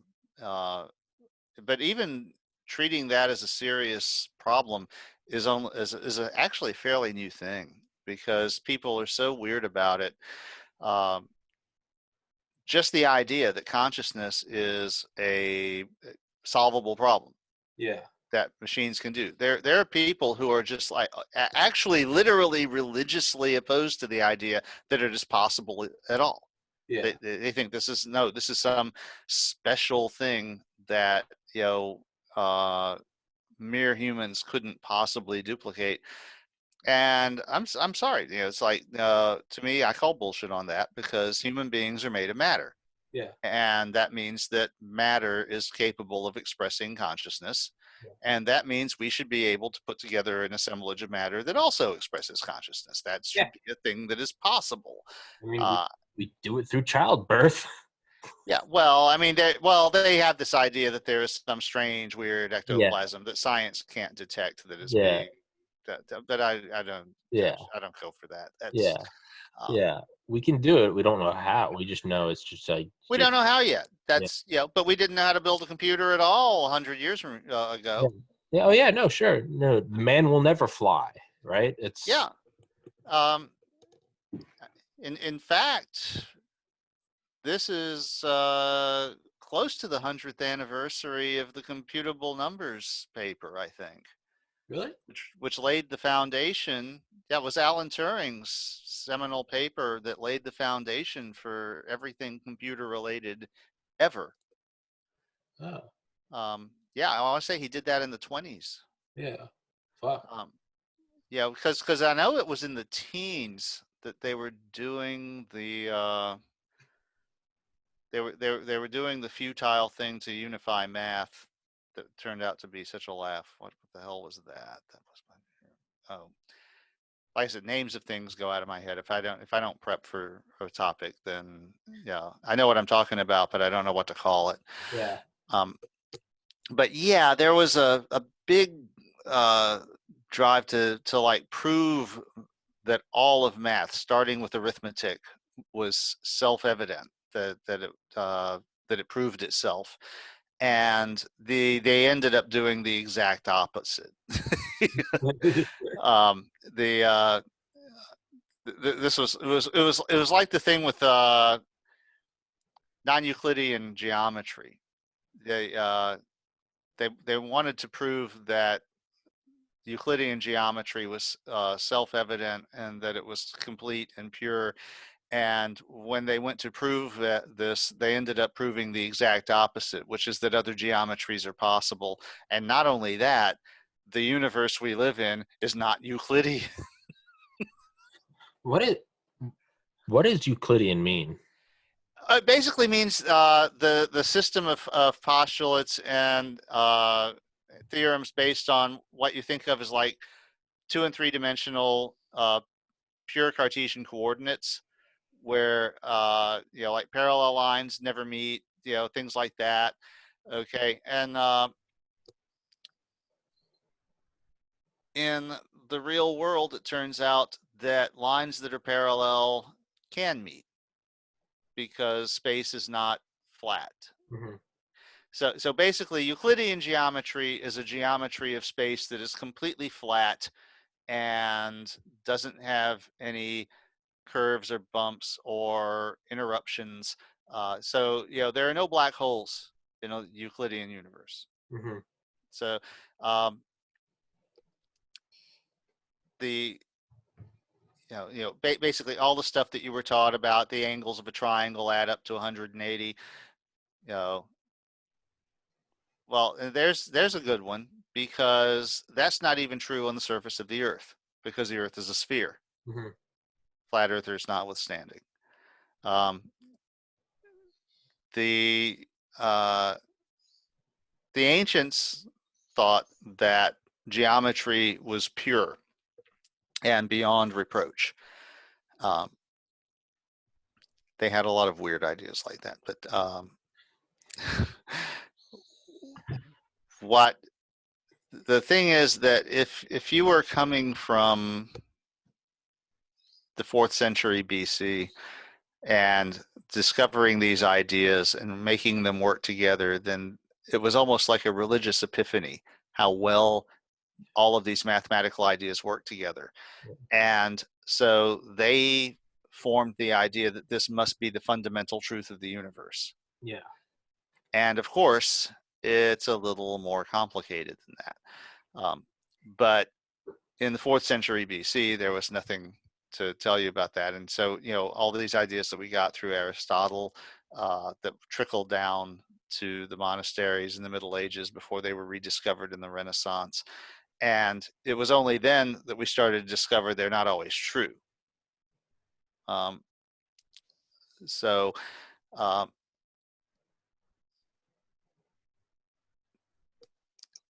well, that was deep. Yeah, I've always heard that. I've always heard Euclidean, and I never knew what it meant. Well, Euclid is one of the guys who did a lot of the major shit for geometry back in ancient Greece. Mm-hmm. And so he's up there with Aristotle and Socrates and those guys. What's the thing we get from him? Pythagoras, of course, the Pythagorean theorem about the James. Okay, the Pythagorean theorem that works in the context of Euclidean geometry. Okay. So it turns out that the Pythagorean theorem does not actually work in real space. Yeah. Because Correct. because real space is curved. It's not, it doesn't. In fact, it doesn't work on the surface of the Earth. Yeah. Because the Earth is not flat. It's curved. So you can have, if you draw a triangle whose vertices are 90 degrees apart on the equator and the other one is at the North Pole, then the angles don't add up to 180. They because it's on a sphere.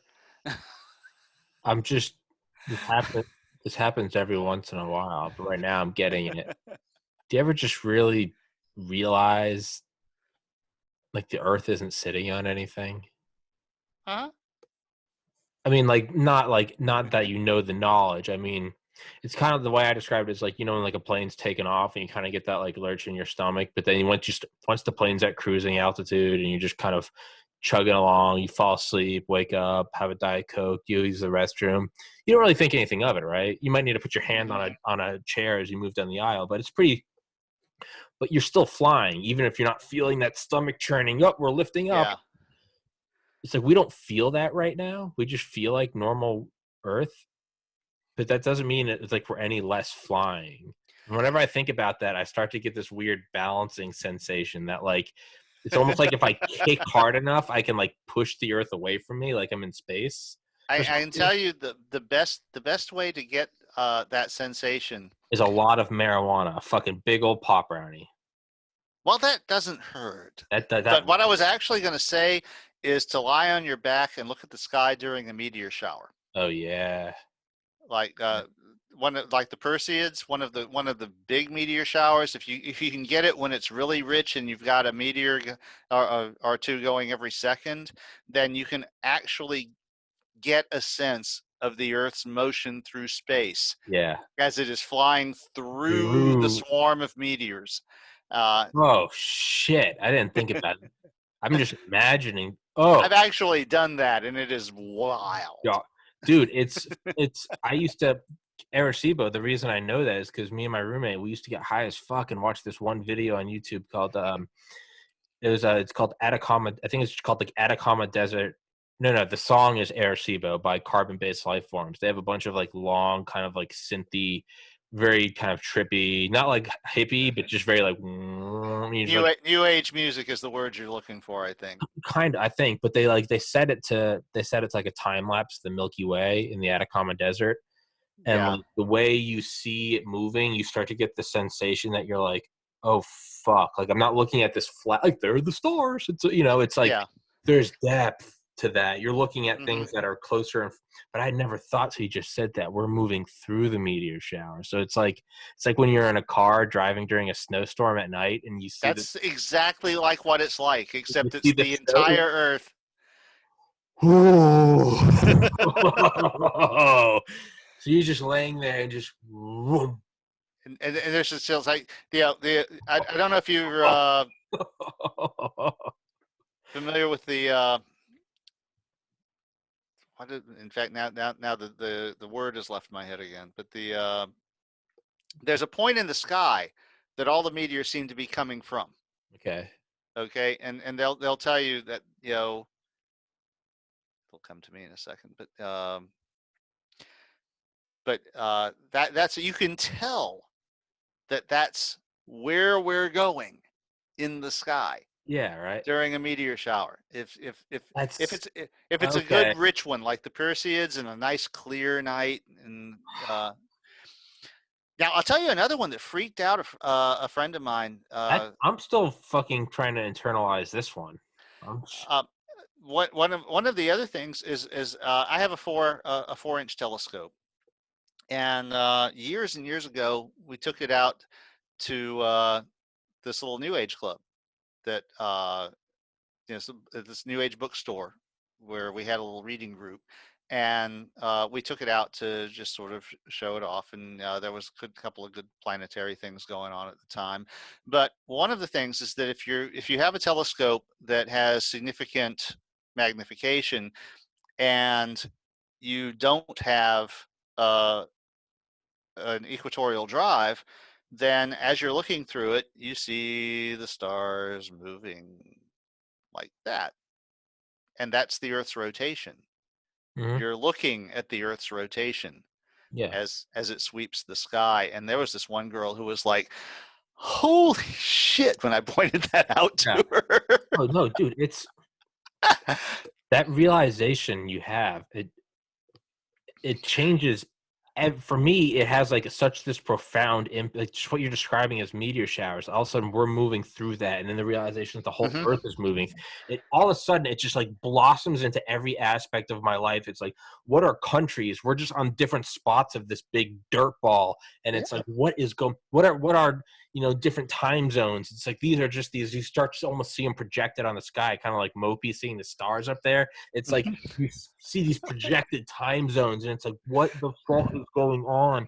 And then even if you got to think, another way I like to think about it isn't that like we're on the Earth and the sun is up in the sky, but I like to think of it as like the sun is like a ball of like fire over the middle of Manhattan, and what you are on the side of like a Goodyear blimp, and you're looking at it, and there's this big chasm between you.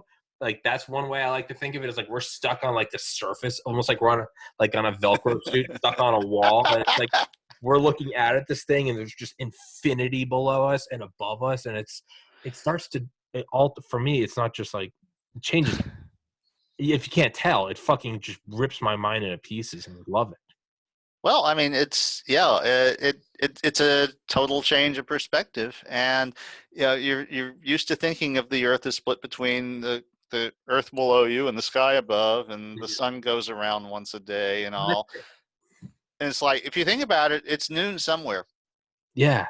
It's always noon somewhere. Yeah. That's why there's time zones. That's what I think about. If you just went into space and just like got in geosynchronous orbit, like you could technically, like if you go into space, there's no day. If you just get out far enough and you just look, like imagine if you're just a giant, like the size of like the solar system, and you're just observing it in your hand. There's no day or night. You're just always looking at the sun just burning away and the planets moving. You're just like, oh, cool. Uh-huh. There's no day. It's just there's It's always day. It's just There's always it's always day. And unless the Earth gets in between you and the sun, and then it's an eclipse. Yeah, but even then, if you were big enough, it wouldn't even be an eclipse. It would just kind of be. You'd see kind of like the shadow beam from it. You'd be like, huh. But it's like that's so insane. It's like there is no day. Yeah. It's just sunny. And then where's the solar system? Because it's orbiting around the center of the galaxy. Yeah, and then where's that fuck going, right? Local and cluster. The galaxy is going to collide with another galaxy in a couple billion years. Yeah, Andromeda. Yeah, and we're in the local group, and the local group is in the Virgo supercluster, and all of those are in some big thing that kind of looks like a weird organism called Laniakea. Yeah. Yeah, that's like because there's like the Great Attractor, and there's all these big super massive superclusters. Yeah, and the universe isn't even really old enough for a lot of those gravitational interactions to have expressed themselves fully. So yeah, that's why we have filaments and shit. Like they call it the Great Wall, right? Isn't that one of them? The filaments, the galactic filaments that are made of superclusters. Yeah, and it's like, no, a supercluster is itself. No, we have like one of the big things that they did recently. This was it would be hilarious, except that it's serious. Is that there's a supernova that happened like 10 billion light years away. Yeah. That we've observed 4 times.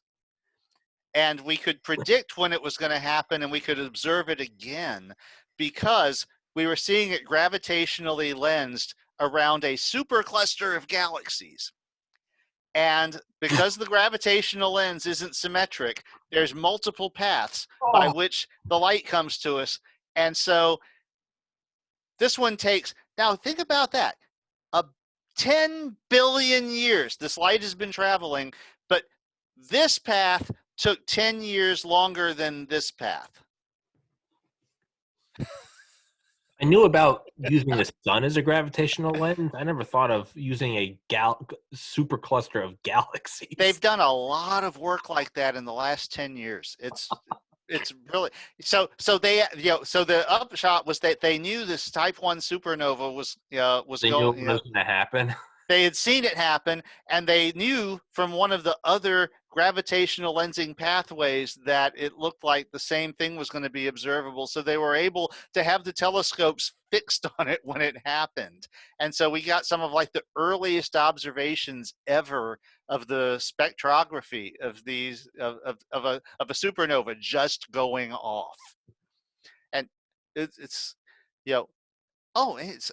astronomy in the last decade has been just like full of wonders, and it's been nuts. Fuck, and then you gotta think, imagine if we could still view like the planets around it before it went off, knowing it's going off. And it's like, what if you could use electron entanglement where it happens instantaneously? Could we tell them like, hey, get off your planet, we just went supernova? Like, are we in the future? Well, actually, that kind of supernova isn't going to have planets with life on them because those stars don't live long enough. Okay. Stars that live long enough to have life evolve around them, like our sun, are going to last billions of years, but they're not going to become supernova.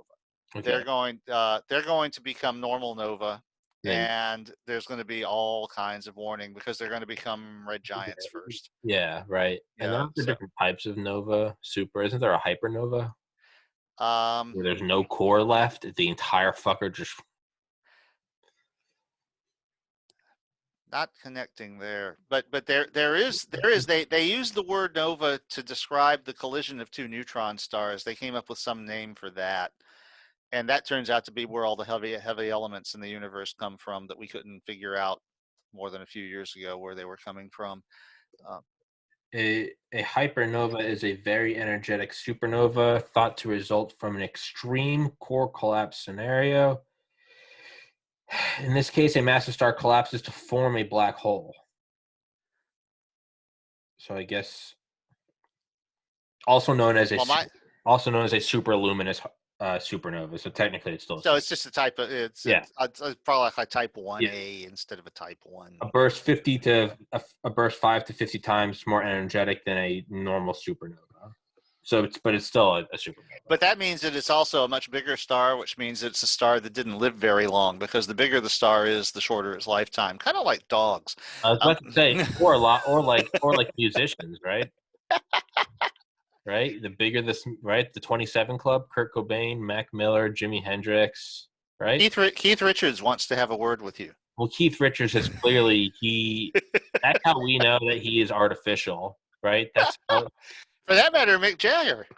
Yeah, no, Keith Richards is definitely, or it just means when he does, or what if he dies at 70? Maybe that's just proof that he is actually of a species of gods that lives till 10,000. So 70 is technically still young. Or I think dying at 70 is off the table for both of them at this point. Oh, then 80, 90, whatever. 90. What if he dies? But what that might just be proof that Keith Richards is of a god tier race that lives to 100,000 years old. So dying at 90 is still actually young. Or they're either vampires or zombies. That's not entirely out of the realm of possibility. And I like where your head's going. Oh, I'm doing the Netflix DVD jamming thing right now of the True Blood series, which it is fantastic, and it's hilarious because it's set in Louisiana, so it's there's part local color and part local hilarity. It's like, no, I've been to Shreveport. It doesn't look like that. I should have pulled this up earlier. Might as well read it now, right? Former Israeli space security. We're 2 hours in. Here's the topic. Well, fuck it. You know what? This might just be why Roger and I need to stick to topics. Former Israeli space security chief says extraterrestrials exist and Trump knows about it. This is on NBCnews.com. A galactic federation has been waiting for humans to, quote, reach a stage where we'll understand what space and spaceships are. I think we understand. I thought we met those criteria. Yeah. So now the Federation's moving the goalposts. They're like, well, we're like, we have them. No, we have a space shuttle. Look at our like I said, I didn't just read this short story. I wrote it. Yeah. It's they're moving the goalposts. They're like, well, you don't know what space is because now Arecibo is broken. So technically, we're like, that's some bullshit. We've had it though, and they're like, nope, broken. You can't join. Yeah, and it's you don't have a working Arecibo. Sorry. You notice the garbage patch floating above the Earth in orbital space? That, it's like, I think we've been spacefaring for a while now. We've littered a lot, yeah. The former Israeli space security chief has sent. I mean, that's it. If you've polluted a place, then you own it. Moon, Mars, ours. That's ours, shit, dude. Venus too. We have garbage on Venus. Goddamn fucking right. Actually, and then we never landed anything. Oh, I don't know. Yes, we did. The Russians landed on Venus. I'm not talking about Venus. I'm talking about Jupiter. We've crashed. We've crashed. They've burned up though, right? Yeah, we crashed shit into both Jupiter and Saturn. Pluto, we just flew by, right? Yes, Pluto, we just flew by, but we crashed the Cassini. Cassini, yeah. We crashed Cassini into Saturn. Oh. And I'm pretty sure we crashed at least one of the Jupiter spacecraft into Jupiter. There's probably nothing of those left, right? Oh no, there's nothing for them to land. There you go, just down until it's like neutronium or something. It's like, what the fuck is at the center of Jupiter? Can you fly through Jupiter?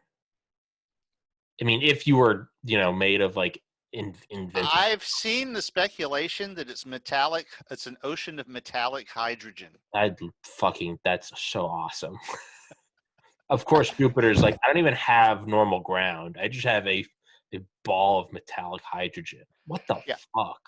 And at the center of the ball of metallic hydrogen is a diamond the size of Earth.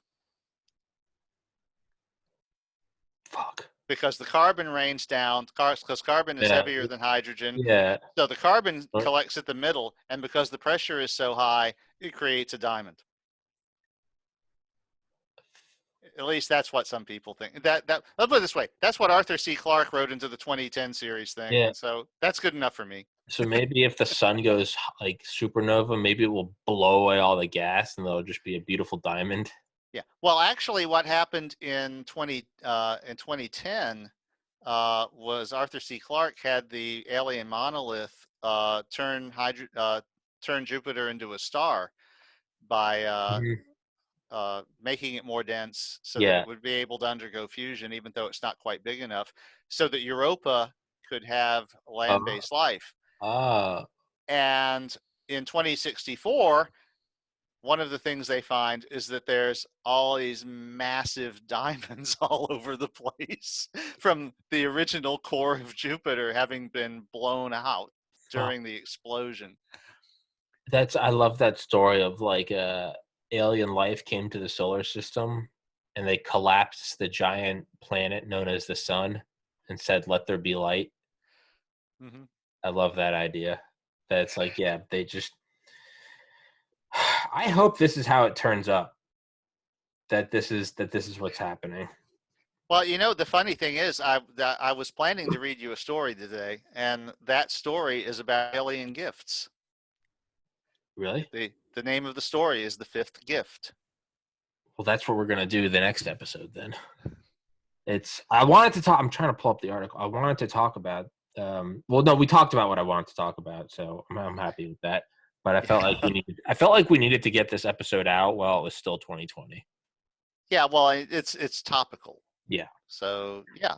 Normally, I don't really give a fuck about. I wouldn't push back a normal episode with you, but I was like, you know what? I just want to, on the off chance that the thing happens, and we Well, get. and I also saw you managed to snag a best-selling author to take my slot on Pearl Harbor Day. So, is you texted me at noon. It's like we're gonna see you at 5, bitch. And then at Oh like 2 yeah. o'clock, you texted me, and it's like, can we reschedule for Wednesday? Oh no, Jerome Corsi. Yeah, no, I had him on. I had him on at 1. Yeah, I had him on, and I was just, and then I had on before you today. I had on Ben Westhoff, who wrote Fentanyl Inc., which is a good book. And tomorrow I have, That does sound good. yeah, it's very good. I can't remember his first name, Burton, who is a CIA counterintelligence agent, and I got to finish that book up tonight, and I have him tomorrow. But yeah, Monday it was just like 1, 2, 3, and I was just knocking out these books, and I was just like, I didn't want to do an episode, kind of what you said, not perfectionist, but I don't want to put out shit. I was like, Yeah. I don't want to show up on a Monday evening and be like, "What's up, Roger?" And just kind of like, I'd rather not do an episode than do a shitty episode. I got to a point where I was like, I just need to sleep. I'm with you. Yeah, So, yeah, but so anyway, it takes me about half an hour to read the story. So if you are interested in hearing about alien gifts, since that is kind of the topic of today's podcast, fuck I'll it, go ahead and do it. fuck it. Let me go take a piss and then let's do this. All right, Yeah, I'll fuck call yeah, it up then. fuck yeah. Yeah. Okay.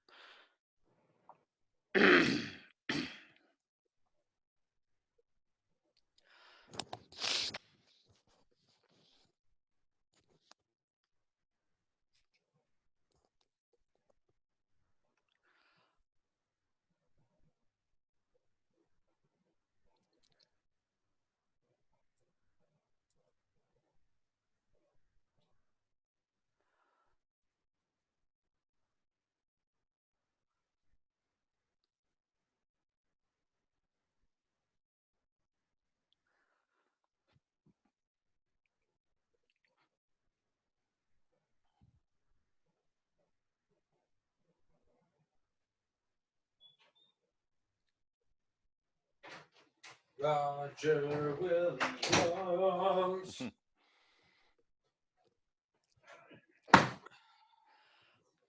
Okay.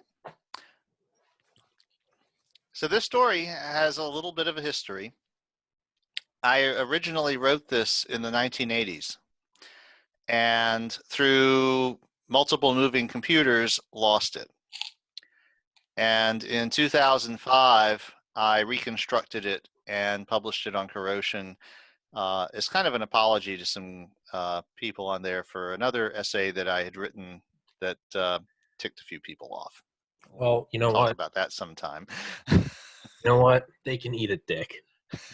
Because remember all the listeners right now, just in case you've forgotten, if Roger doesn't have 340 million book purchases by midnight tonight, I will start killing a hostage every hour. Then that ought to get you through the entire human race in about. Okay, let me reword that. I will kill at least one hostage an hour. All right. Okay, now you're sounding like Now the aliens from The Simpsons. That yeah. Okay, so this is the fifth gift. Originally published Saturday, August 20th, 2005 on corrosion.org. August 20th, that was like my third week of high school. Not that you asked. Okay, so making a new tunic reminded me of how far I had to go. I was using a lock stitching awl, which was a manufactured artifact, and waxed cotton thread, which was not of my own making. The leather was mine. I had killed the pig, skinned it, and tanned it tied myself. I had colored it with soot and vegetable dyes, but I had used a razor knife to cut it. More technology. One day I would have to take up flint knapping. I wanted nothing to do with the world of other humans or their tools, but my childhood was spent working toward the PhD I would eventually receive in physics, not learning the survival arts any hunter-gatherer would take for granted. Still, I had made much progress. I sowed and I planted. I kept my own seasonal calendar. I hunted and I preserved and prepared my own food. I built and thatched my own small cabin. I did not use electricity or refined fuel. It was a calming way to live, and I was more physically fit than I had ever been. It was almost possible sometimes to forget that I was never really alone. But while I was making my new tunic, the phone rang. The Iridium satellite phone spends its days connected to a little solar panel that keeps it charged. It's the one bit of high technology I cannot get rid of. If it were ever to ring and I were to fail to answer it, I would not be the only one to die. I'm here, I said irritably. The helicopter is on its way. Be ready. An hour later, I was flying, an old dream of men we have managed to turn into a terrifying bore. The pilot and guards didn't know who I was or why I had been summoned. They had only been told to kill me if I offered any resistance. But if it isn't Daniel Boone, Agent Smith said mockingly as I jumped out. I waited for the chopper to be gone before answering. I take it there's another one. Of course. Why would we annoy ourselves with your troublesome presence otherwise? The first gift. The first time I had met Smith and Jones, I was still young enough to be idealistic and patriotic, and their offer to let me help my country seemed like a wonderful opportunity. After I signed all the forms and passed the tests, I was taken to this remote and nearly empty facility in Idaho, where I became the 9th person in the entire world to learn of the gift. It had been left outside the door of a farmer who lived near Indianola, Mississippi. It was an artifact, a solid cubic box about 20 centimeters on a side, and with a small array of pure copper posts sticking out of one face. It came with a small booklet written in a dense, confusing mix of technical jargon, maths, and attempted explanations in several human languages. None of the other 8 people who knew about it could make sense of this instruction manual, but I found that it made a certain kind of weird sense to me. I had been working on the problem for a week when I learned that the family who had received it were all dead. It wasn't the kind of thing I wanted to know, but it impressed on me the seriousness of what I was doing. The aliens call the box a matter generator, but we'd be more inclined to call it a matter duplicator. By connecting switches and potentiometers between the copper posts, it was possible to make the box mark off 2 cubic rectangular areas of volume. Make a certain contact, and these areas would be isolated within perfectly reflective fields.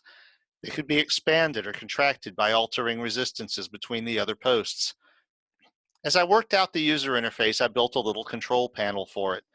It was actually a clever way for the aliens to do things. Instead of trying to build controls we could use, they built us an interface we could attach to controls that made sense to us. It could also be automated.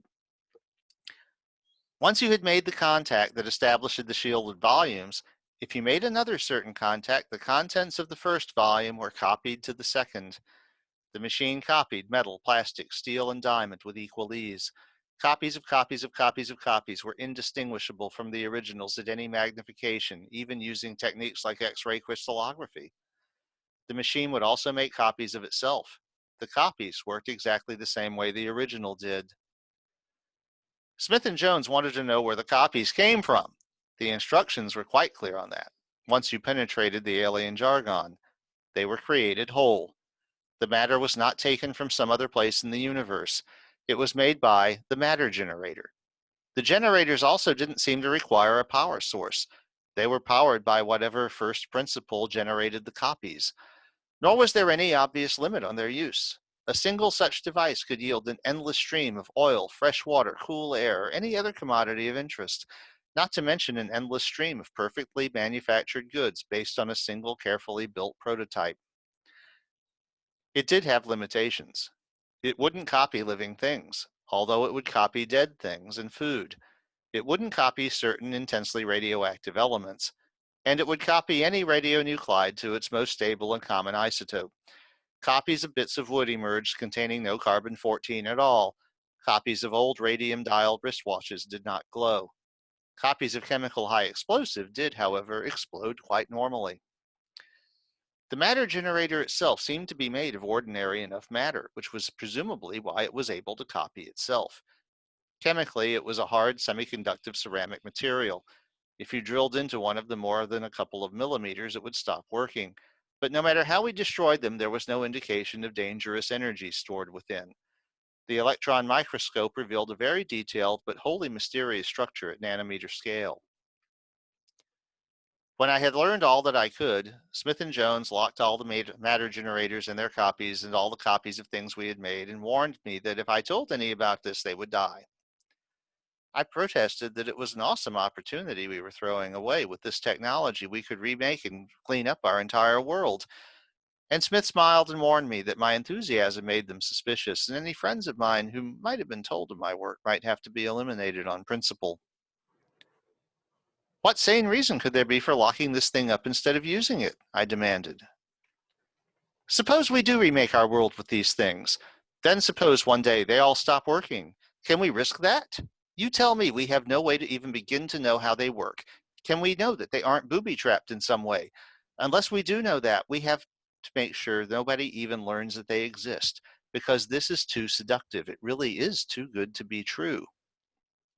It was a good point, which I'd eventually take to heart. Present day.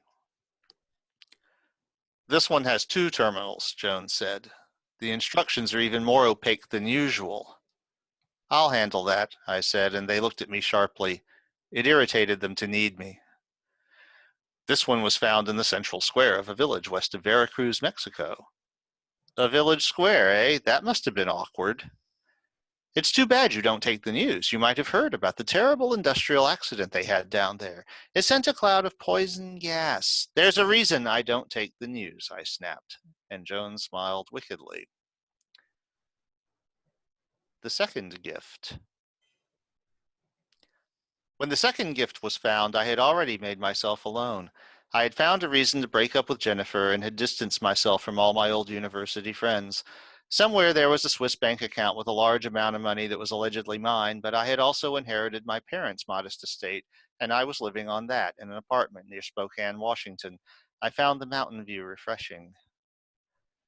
This gift had 2 very large fat terminals on opposite sides of the cubic box, and a small terminal central to them on a third face. I gleaned from the documentation that if I applied a voltage between either large terminal and the small one, the same voltage would appear between the two large terminals, up to 720 volts at 515 amperes. This was a much simpler gift than the first gift, but the first gift was central to its utility, for the matter generator could generate copies of the energy generator, and they could be gained in series and parallel. Using 10 of them in parallel, I made a piece of rebar glow like the filament of a light bulb, flashing incandescent white before it melted. Using them in series, I made lightning play across the shop parking lot. Using 3 of them, since the building had 3-phase power, I used a little battery-powered oscillator to tickle them into powering our entire facility. This was just a parlor trick. I explained to Smith & Jones that with enough of these, you could easily replace every power plant in the world, because they could be distributed where they were needed. You could also get rid of the ugly and expensive distribution grid we used to move electricity around. One of these boxes would power an entire city block. A couple dozen of them would power even the hungriest industrial processes. But again, I got the lecture about becoming too dependent on something we didn't understand.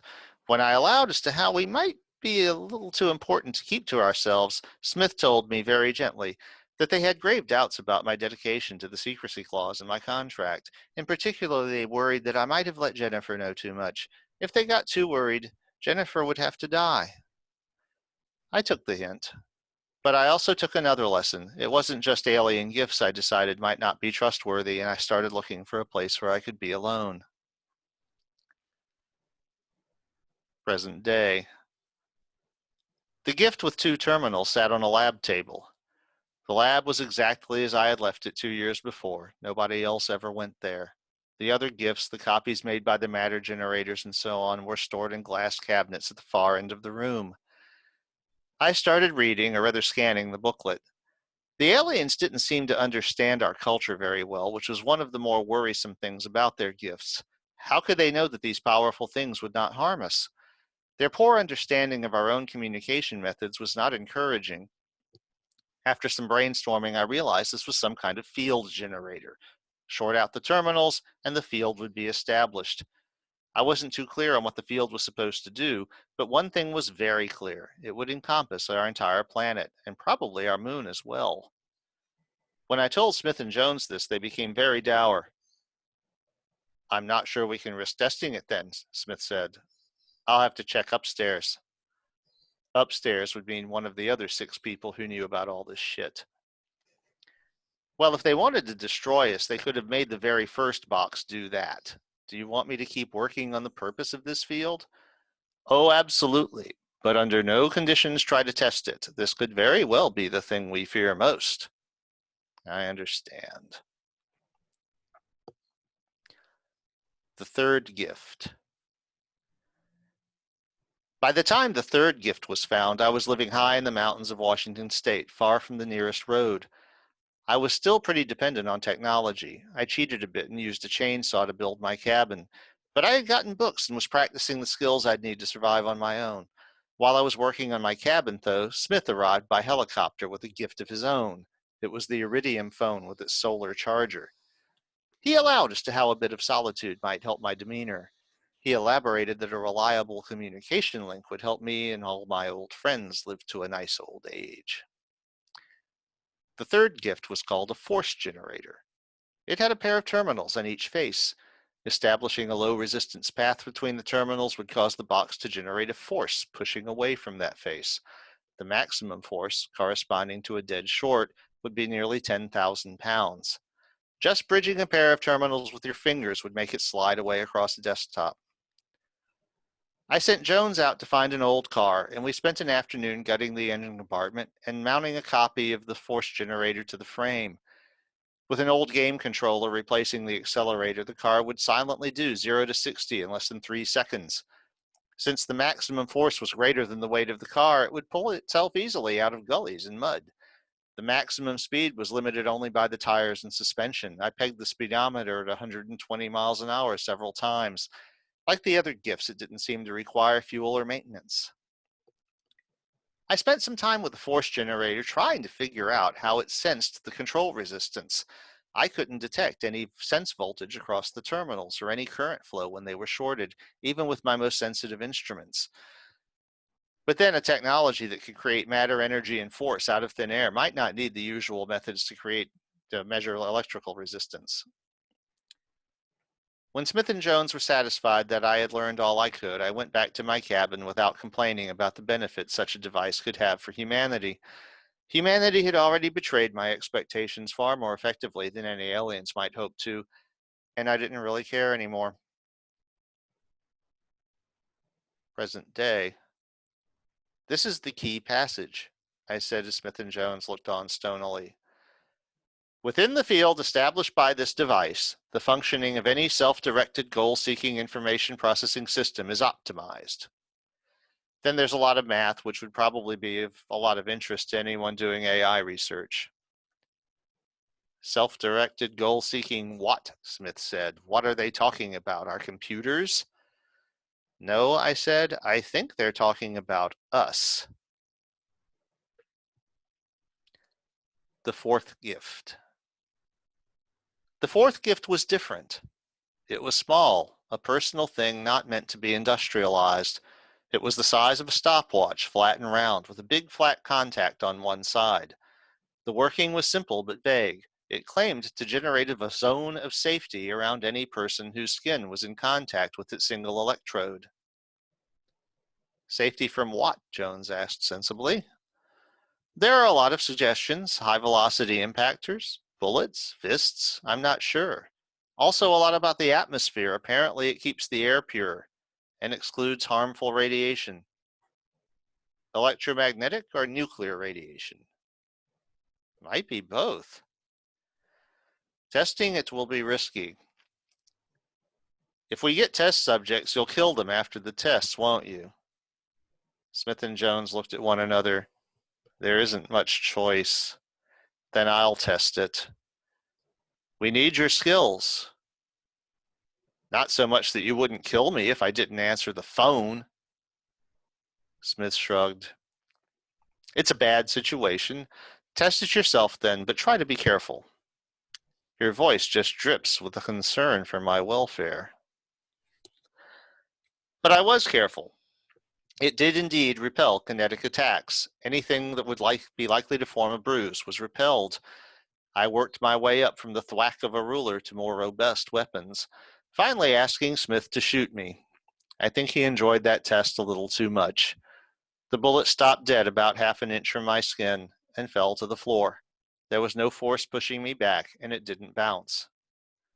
Yet the amulet did not seem to interfere with normal activities like touching and manipulating things or eating. I'm going to give this thing a real test, I announced after a couple of weeks. I don't expect you to like this, but I'm going to do it. They watched warily as I pulled an old large pallet board out of the shipping bay and bolted 3 force generator copies to it.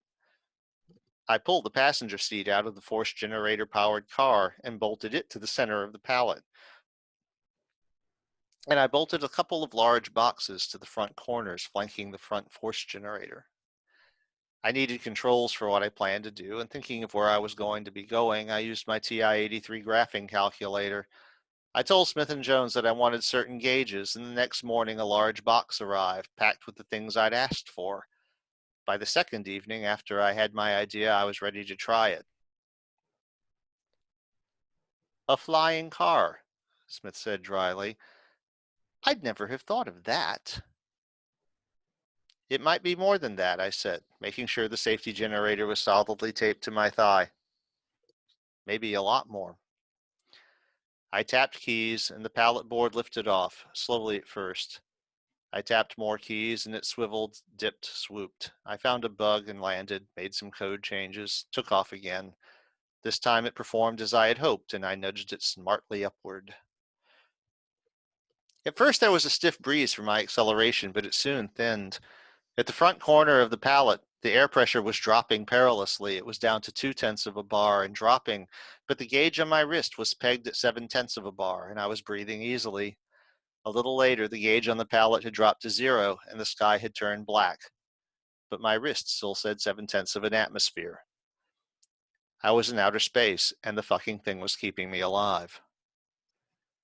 The moon was up, big and tempting. I pointed my little craft toward it and hauled ass. I accelerated about half of gravity for 3 hours and then reverse thrust. At turnaround, I figure I was going about 40 kilometers a second. I could have gone a lot faster, but it wouldn't have been good if the chair or one of the force generators had loosened itself from the pallet board. As the moon became a world hovering above me, I aimed near the edge in case I'd miscalculated the deceleration. Then I floated out over the other side. I found a crater and set my craft down. I don't know much lunar geography, so I can't really give you a very good idea where I was. I loaded up the front boxes with rocks and walked abound, the 13th person of my species to do so. Lucky 13.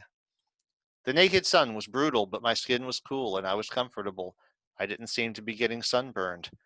I took deep breaths and the air was cool and clean and dry, and there was no indication at all of where it was coming from or where it went when I exhaled. I looked directly at the sun, and its brightness somehow dialed down to a range that made it observable. It occurred to me that I had finally attained a measure of solitude that few humans ever experienced. All I had to do was rip the tape from my thigh, separate myself from the safety generator, and I could die on my own terms. But if I didn't return, all of my old friends would also die. I no longer cared whether I continued to live, but I wasn't yet at the point where I could accept responsibility for that. So I got back on the seat, strapped myself in, and floated up into the infinite blackness. From here, I could go to Mars or Jupiter or even some distant star, and with very little effort, one could use a gang of these force generators to outfit a properly equipped craft that could actually return home from such a journey. But instead, I went back, with more difficulty than I expected, found the installation in Idaho, and delivered my load of moon rocks to a pair of rather dumbfounded agents.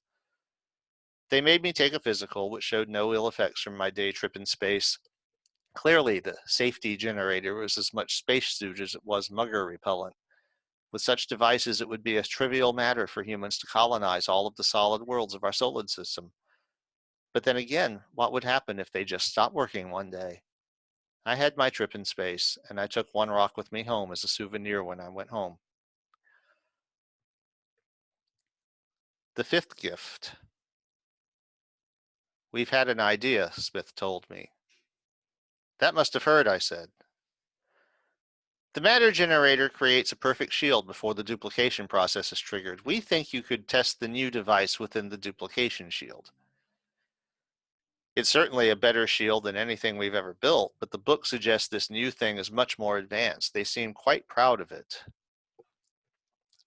Well, the other thing would be to trigger it with a timer. Do you think the field would cut off if the circuit was interrupted? Yes, the book is very clear on that. Then let's test it in the duplicator shield with the timed cutoff. Upstairs, they think this is an acceptable approach. Well, who am I to argue with upstairs? So we set it up with a big alligator clips on the new gift and my matter generator panel. I set the matter generator controls to duplicate the test room into another empty room and wired up a trigger.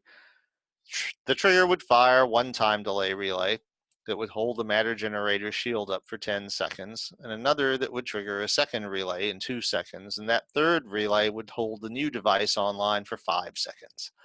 I figured that would give me time to sample its effects while hopefully isolating the rest of the world. We made the arrangements, and I entered the test room.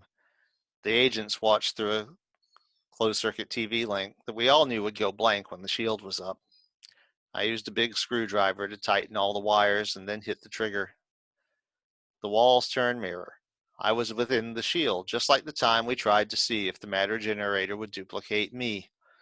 It had copied the chair I was sitting on and my clothes and my jewelry and my wallet and even some threads we identified as being the permanent sutures from my hernia repair, but it didn't copy my body. This time we wouldn't even be triggering the copy function. The second relay clicked. The new device came online. The walls were no longer mirrored. I found myself saying shit. And then the sanity generator. 5 seconds. The fifth gift simply turned off the matter generator, which was a relatively primitive thing by the standards of our benefactors.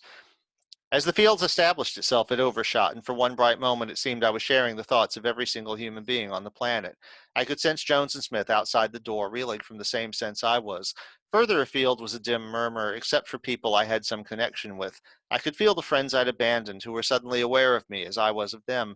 In that moment we knew everything about one another, and I knew that if Smith and Jones recovered their wits, they'd all be killed, and my friends knew that too, and they forgave me. And I felt Jennifer. She had been seeing other men, but only because she thought I didn't care. I had abandoned her without explanation, now that she knew why, and the people I worked for would come to kill her. 4 seconds. My consciousness reeling, I tried to find someone, anyone else to sense who wasn't going to die soon. Instead, I found someone so deep in gambling debt that he was staring down the barrel of a hitman's gun.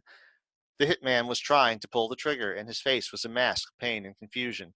I can't kill you, he was screaming. It's my fucking job, but I can't kill you. I can't kill you, and I don't fucking know why. I reeled again to some military training ground. The cadets, who had been marching smartly around, had halted and were standing at ease, shifting about, suddenly assaulted by doubts about the very nature of what they had been doing. And their sergeant, who had moments before been barking orders, was saying that maybe they needed to take a break. 3 seconds. All violence, the very drumbeat of human existence for more than 100,000 years, had come to a halt everywhere on Earth. It was a thing I could feel in my very bones. And more than that, in the marbled halls where policies were being set that might doom a generation to poverty, priorities had been suddenly and drastically rearranged. The men in those chambers had barely had time to lift their pens from the contracts they were signing, but things were very different with them. Somewhere, I don't know where because the sanity field made distance a bit meaningless, a gang of young men were beating on someone in a hidden alley. It was clear in their minds that they had intended to kill their victim, but now, suddenly, the beating stopped, and the leader pulled out a cellular phone and dialed 911 to call an ambulance. I could still feel Jennifer, and she could feel me, and her reaction was not the hatred I expected and deserved, but delight. Her faith in me had been vindicated. I had only acted to protect her, and under the old rules that had been a sensible thing. But now it wasn't necessary, at least for 2 more seconds. 2 seconds. Somewhere in a European capital, a man was riding the subway with 12 pounds of explosives strapped to his body and a trigger in his pocket. He had been clutching the trigger, playing with it, steeling himself for his final act in the war between his people and their oppressors. But now he left the trigger alone, and when the doors opened, he left the train and returned to the world. Out in the open air of a nearby park, he would unwire and take off the explosives. Deep in a London slum, a room was filled with torpid bodies which suddenly, quietly awakened. The heroin was no longer at work in them, but neither were they now addicted.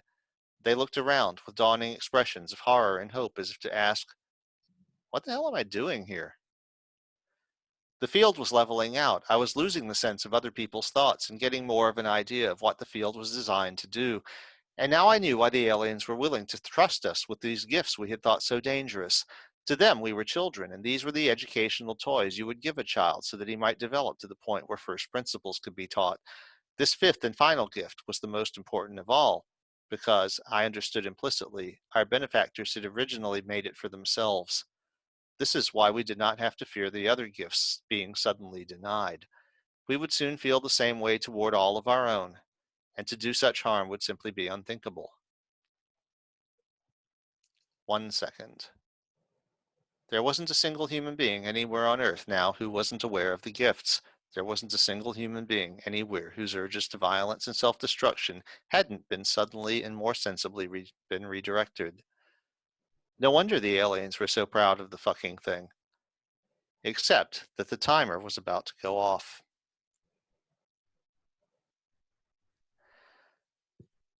Smith and Jones came in with solder and a torch. I was holding the screwdriver across the sanity generator's terminals, and I held it there while they fixed a permanent jumper across it.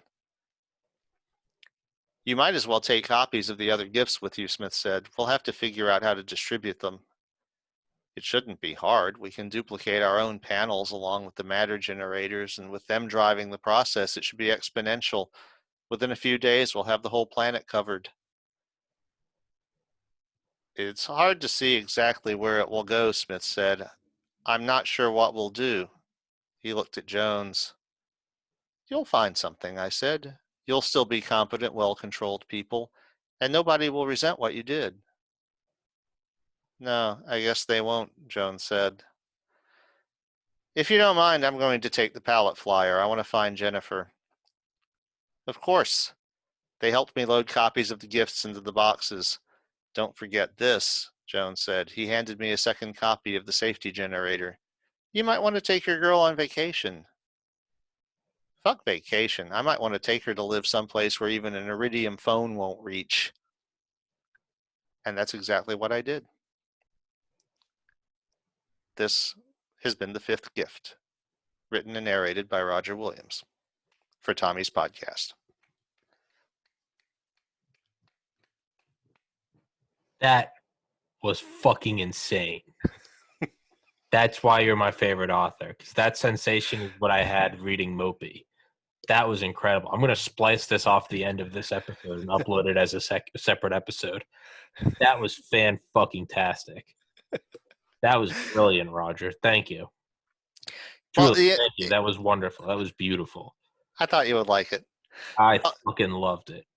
Yeah. I did a sort of a mini audit on myself after Corrosion went down the flaming tubes and realized that every story I've ever written that's fictional has been about the relationship between humans and some godlike entity.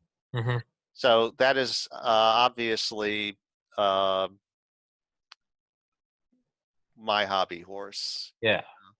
But yeah, but this was one of the first things I ever wrote. Like I said, I wrote it in the 80s, and then I lost my only copy of it somehow in the computer shuffle, and I reproduced it kind of as an apology because I wrote another essay, which I guess I can read that to you sometime, called Hannibal Lecter, Transhumanist Icon. And a few of the Corrosion people who identified as transhumanists took issue with that. So, but I reconstructed that old story because I wanted to show them that as I had said about that essay, that it's one of many ways of looking at the thing. You know, it's sometimes the godlike being is benevolent. Mm-hmm. Sometimes the godlike being is indifferent. Mm-hmm. Sometimes it is a more rich, complex thing. I thought it was beautiful, and it almost kind of ties in well with the whole Israeli space guy, right? That's why I thought it's like I was going to just like, well, okay, well, I was planning to read that story to you. That was going to be the topic. Yeah. And then after we discussed all this, it was like, well, you know, actually, this ties it's really, really well. Actually, it couldn't have fit better, right? So yeah, this was a take that I had in the late 1980s about how aliens might come, and you know now and this story is a little bit of a Rorschach test because there was a certain group that insisted on seeing the gifts as an eat here sign, that they couldn't see the possibility of it actually being benevolent. It had to be sinister. Yeah. So, you know, and I was like, well, if you look at the progression though, it's like I don't see how you could get that out of it because as the narrator himself says, the aliens just could have made the first gift they could have thing. Not even that. They could have just wiped us out without us ever even knowing. Yeah. And my feeling about it when I was writing it is that these aliens might not even have solid three-dimensional bodies. They might be like plasma beings that live in the heart of a star or pure energy beings. And they're only aware of us because of the fifth gift thing, however that works. Yeah. And so they learned that there are beings out there that have needs. Other impossible. What I mean, they might be in a different dimension. They might be outside of four-dimensional time space. Yeah, and but they learned of us just as all of the people on Earth were learning of each other in the last act.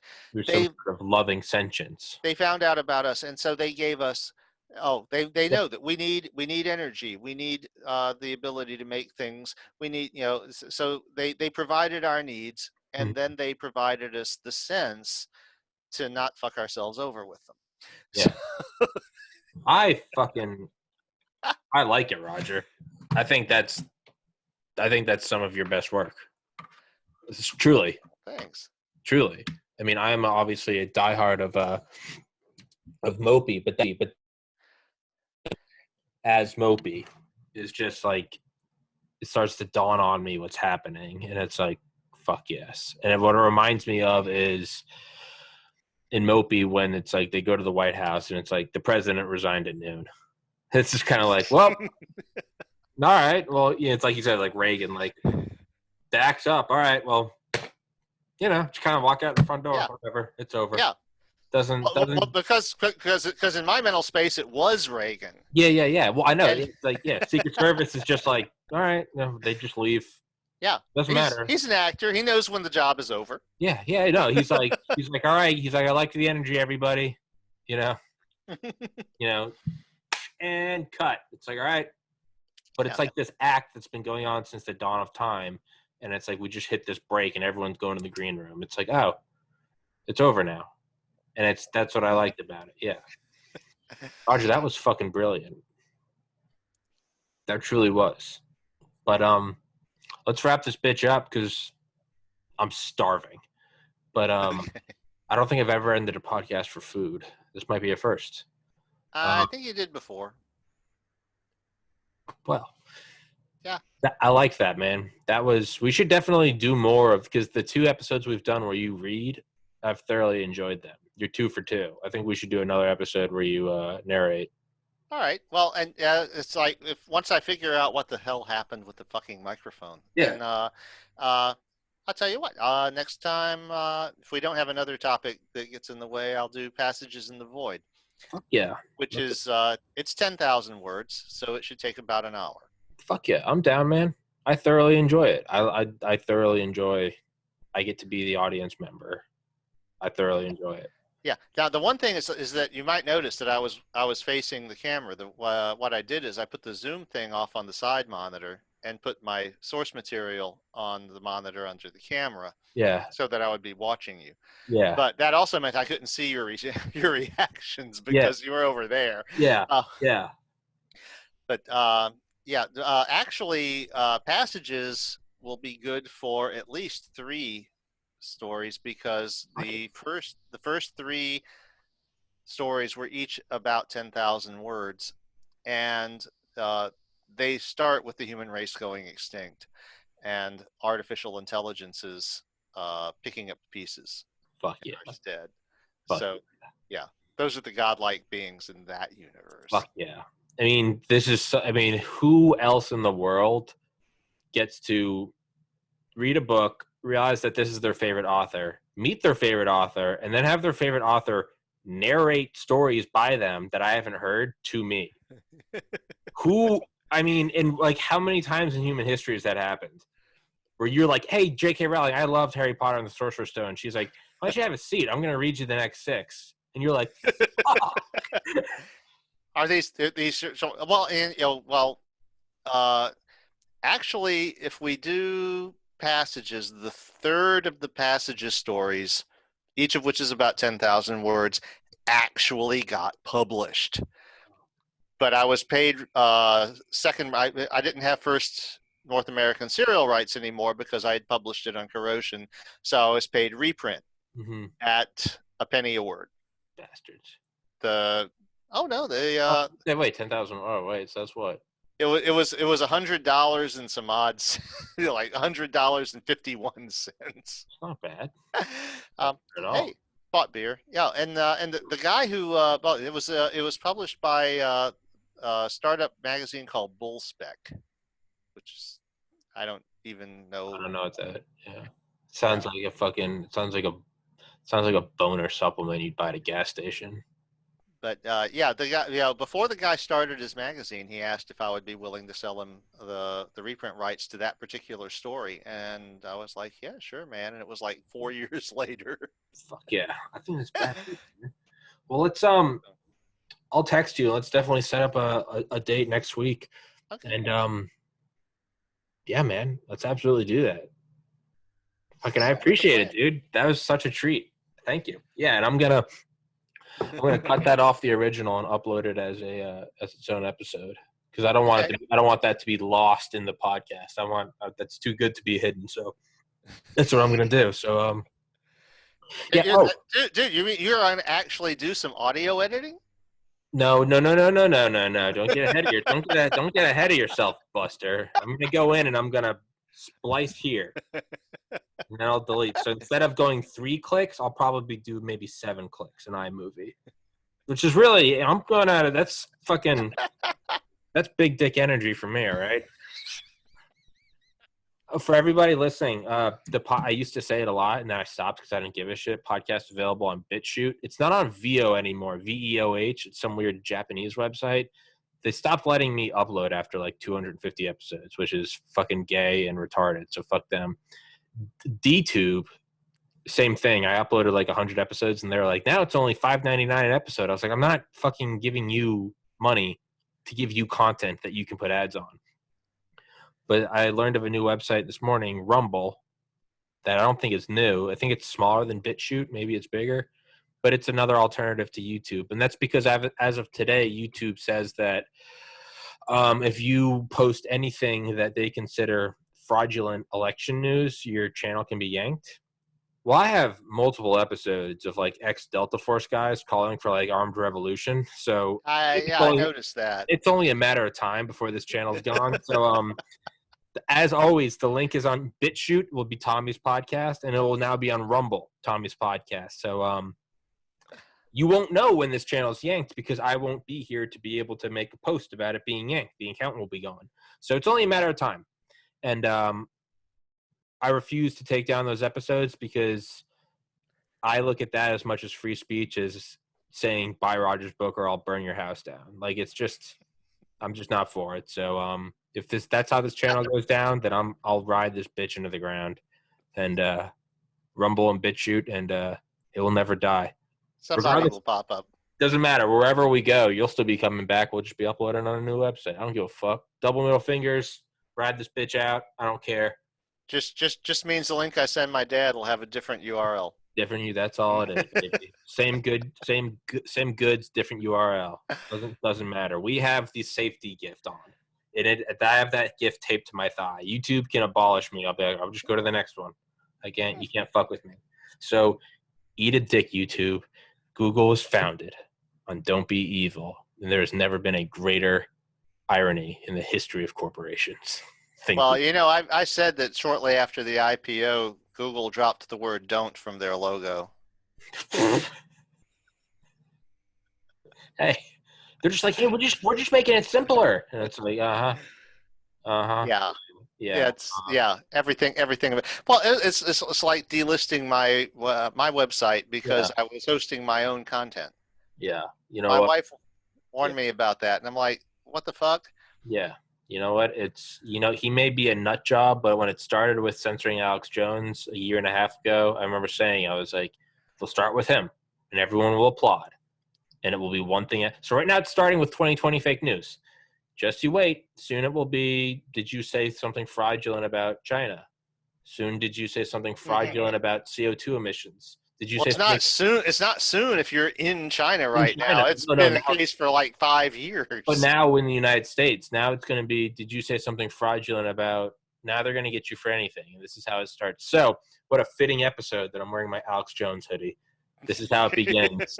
So we'll be on Rumble, BitChute, DTube, VO, all those. The show doesn't die. And if there is an electromagnetic pulse or a solar flare that wipes out all the data on the Earth, you got it all on your hard drives. I will corner the market on entertainment. You will be me. I will be the state-delivered entertainment. Henry Ford, you can have a Model T in any color you want as long as it's black. You can have any entertainment you want in a post-nuclear world as long as it's Tommy's podcast. I will reign king, and you will be the storyteller. It will be oral tradition, and people will pass down our stories. I need some food because clearly as my blood sugar goes down, I turn into a megalomaniac. So. Yeah, I kind of see that. Yeah, kind of see the horn sprouting. It's me! Soon it's going to start getting a German tint in my words. But the blood sugar thing fucks me up too. So yeah. We need Skyson. Yeah, don't need that. But Roger Williams, author of Metamorphosis of Prime Intellect, will be sticking in the top comment and in the description. Buy it tonight, or I will burn down your place of residence. You take that to the bank. Roger, I'll send you this one. This is a long episode. This one probably won't be uploaded till tomorrow. That's not. But, yeah. Whenever. All right, man. Well, I'll shoot you a text, and let's. I'll screenshot the calendar right now. Shoot you a text, and yeah, let's do an on narration next week. But until then, I don't need to do that right now. All right. All right, Roger. I'll see you, man. Tommy. I will see you before. We'll do another episode before Christmas. So. I think we should. Yeah. We got probably got 2 more, right? What's today? Yeah. Yeah, we still got 2 more episodes, right? Yeah. Yeah, we get. Yeah. This is only the 9th. Yeah, I don't know why I thought Christmas. We got the 16th and the I mean, this is Wednesday. Normally we don't do Wednesday, so. But regardless, 14 twice in 14 days. That will be we'll do 2. Yeah. So. All right, man. Let's wrap this bitch up. Roger Williams, thank you, my friend. I'll text you, and till next time, brother.